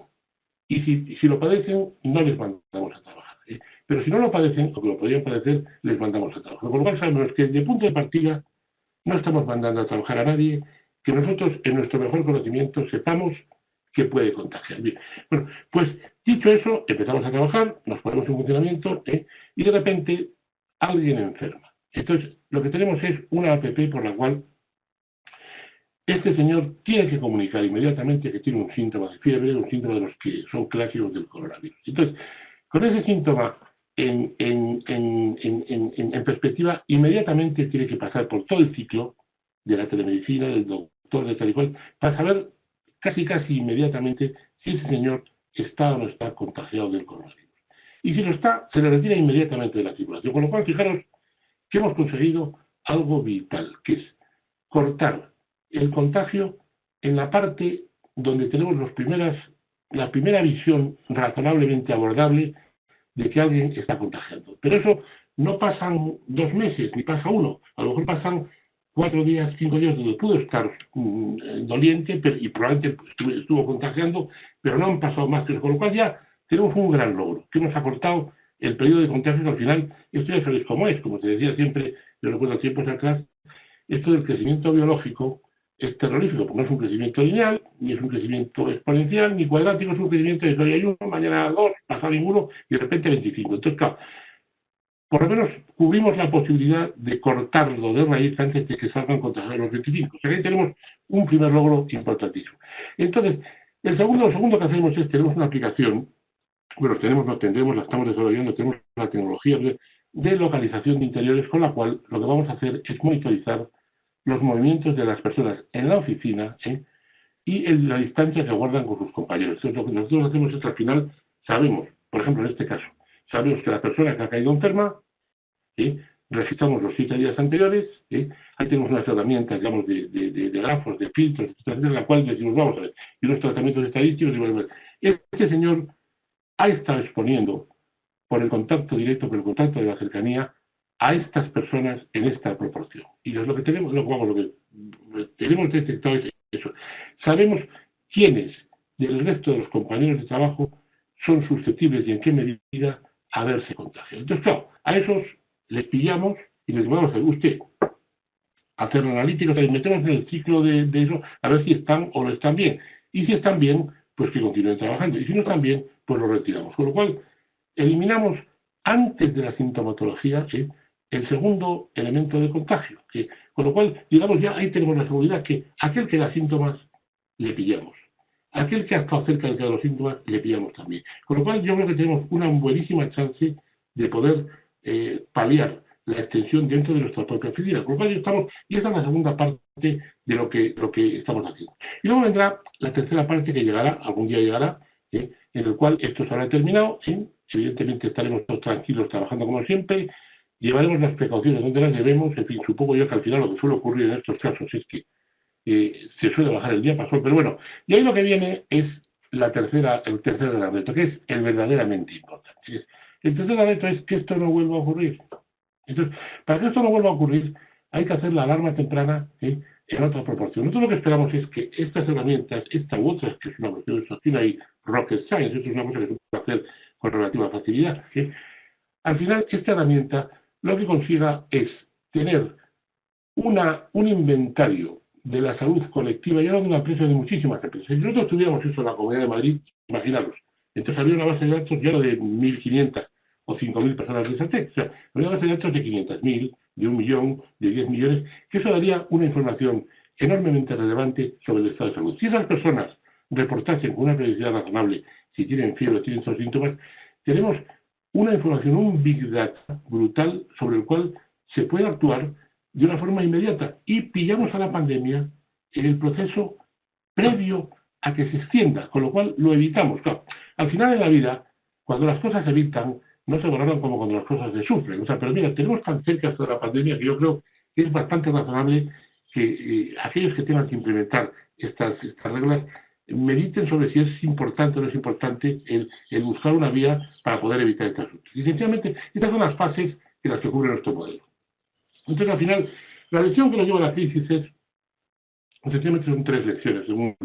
La primera, que la atención inminente y el conocimiento del impacto son importantísimos en nuestro colectivo. La segunda, que hay que superar los riesgos de contagio que nos permita volver a la normalidad. Y la tercera, establecer la prevención como clave para abordar el futuro. Entonces, ¿qué está haciendo SATEC? Pues mira, ya esto, como voy mal de tiempo, ya os lo pongo, si queréis, la transparencia os la darán Manuel y compañía, pero en principio esto es un poco el esquema de los módulos y las cosas que hacemos en cada cosa, pero Esencialmente esto es todo lo que os quería contar y quizá apuntaros una cosa, ya para terminar, pues en mi opinión importante. O sea, la innovación, pues esto va de innovación. La innovación se hace para competir, ¿eh? Y al final es un camino en el cual es un camino muy farragoso, muy farragoso. Yo concuerdo con la experiencia que dieron los anteriores ponentes, que es un camino que tiene que tener el apoyo completo y absoluto del vértice de la organización. En este caso, yo tuve la suerte de trabajar en I+D, fue mi primer trabajo, como llegué en los años 70, con lo cual yo tengo el I+D muy metido en mi genética, ¿no? Pero esencialmente en este proceso es un proceso de paciencia, es un proceso que nos lleva desde una idea hasta una oportunidad. Y el camino entre la idea y la oportunidad es un camino muy complicado. Ahí hay elementos esencialmente, digamos, de contraste, pero hay elementos muy importantes que cuestan en general a la gente, elementos de renuncia, porque puede que la idea inicial no sea la buena, y puede que lo que haya que hacer es cambiar, pero bueno, esencialmente la innovación es un proceso de cambio. Y ya con esto, pues yo termino mi presentación. Muchas gracias. Si tengo alguna pregunta, pues encantado de responder. Pues muchas gracias, Luis, por toda la presentación, que ha tenido mucho interés. Hay un comentario de Eladio que dice si sería interesante incluir en la herramienta la posibilidad de mapear en un diagrama de doble eje probabilidad, impacto, los distintos accidentes. En este caso, la pandemia, la hospitalización, la cura, el fallecimiento, de cómo lo verías más o menos. Sí. Hombre, pues yo creo que sí. Mira, esto está, bueno, encantado de tener ideas de todos vosotros. Esto es una... antes se hablaba también de que esto de la innovación es parte, es compartir información. Nosotros, desde luego, yo creo que hay muchas ideas. Yo ahora estoy un poco abrumado por las cosas que me están surgiendo, que hay que poner encima de la mesa, cómo se puede tratar esto. Pero hay multitud de ideas y encantados de compartirlas. Si alguien tiene alguna idea interesante, pues tenéis mi correo electrónico, me lo mandáis y charlamos en eso, y encantado de la vida de recibir ideas. Sí, tío, también dice eso, que el modelo ese de probabilidad de impacto que se usa mucho en predicción de riesgos, que es donde lo usaba él antes como tal. Sí, pues estupendo, horario, pues encantado. Sí. Bueno, pues hay tiempo para una ultimísima pregunta. Vamos perfectamente en hora. La idea acaba a las 2. No sé si también tenéis alguna pregunta más que tengáis también para Rosa, que también está conectada aún. ¿Quieres comentar algo finalmente, Carmen? No, yo creo que si no hay otra pregunta, dar las gracias por las tres iniciativas tan interesantes y que realmente sí que ha sido un ejemplo diverso de, como decía al principio, de ejemplos de innovación en empresas españolas o por profesionales españoles, que generalmente son poco conocidos y despreciados, ¿eh? O sea que yo creo que esta mesa redonda ha servido para poner en manifiesto lo contrario, ¿eh? Y en el caso de Rosa, pues el tema de las sociedades estatales ha sido muy interesante conocerlo, porque aunque todo el mundo los conoce, han tenido etapas muy criticadas y ahora, sin embargo, pues están liderando la innovación en el mundo del agua. Y en el caso de los residuos, es evidente que todo el mundo sabe que ya se ha pasado de los camiones, de un ruido espantoso de que ya pasa el camión de la basura a las 2 de la mañana, a no saber qué ha pasado, ¿no? Y todo el tema de los parques y todo el tema de la limpieza de los parques y desde luego finalmente lo de SATEC con ¿cómo se llama?, el trazado de las personas que trabajan y la posibilidad de anticiparse, a mí me parece un tema muy de actualidad. Así que solamente me queda agradecer a todos los alumnos, a todos los participantes y bueno, Manuel, si quieres hacer tú el final, pues muchas gracias a todos. Muchísimas gracias a todos de nuevo. Un placer haber estado por aquí otra vez. Nos vemos, si queréis seguir, dentro de un mes en el siguiente módulo, aquí en las mesas redondas del Colegio Oficial de Ingenieros de Caminos con la UNED, en este máster de tecnología. Y nada, dar gracias a los tres ponentes de hoy, a los asistentes, y nos vemos por aquí igual. Pondremos también la presentación, pondremos también el vídeo también en YouTube, que también os lo enviará el colegio para que lo tengáis en YouTube. Y seguimos en contacto este año, el año que viene, y esperemos que ya de una forma más normal y no tan encerrados como ahora. Cuidaos mucho. Muchas gracias. Muchas gracias. Adiós. Hasta luego.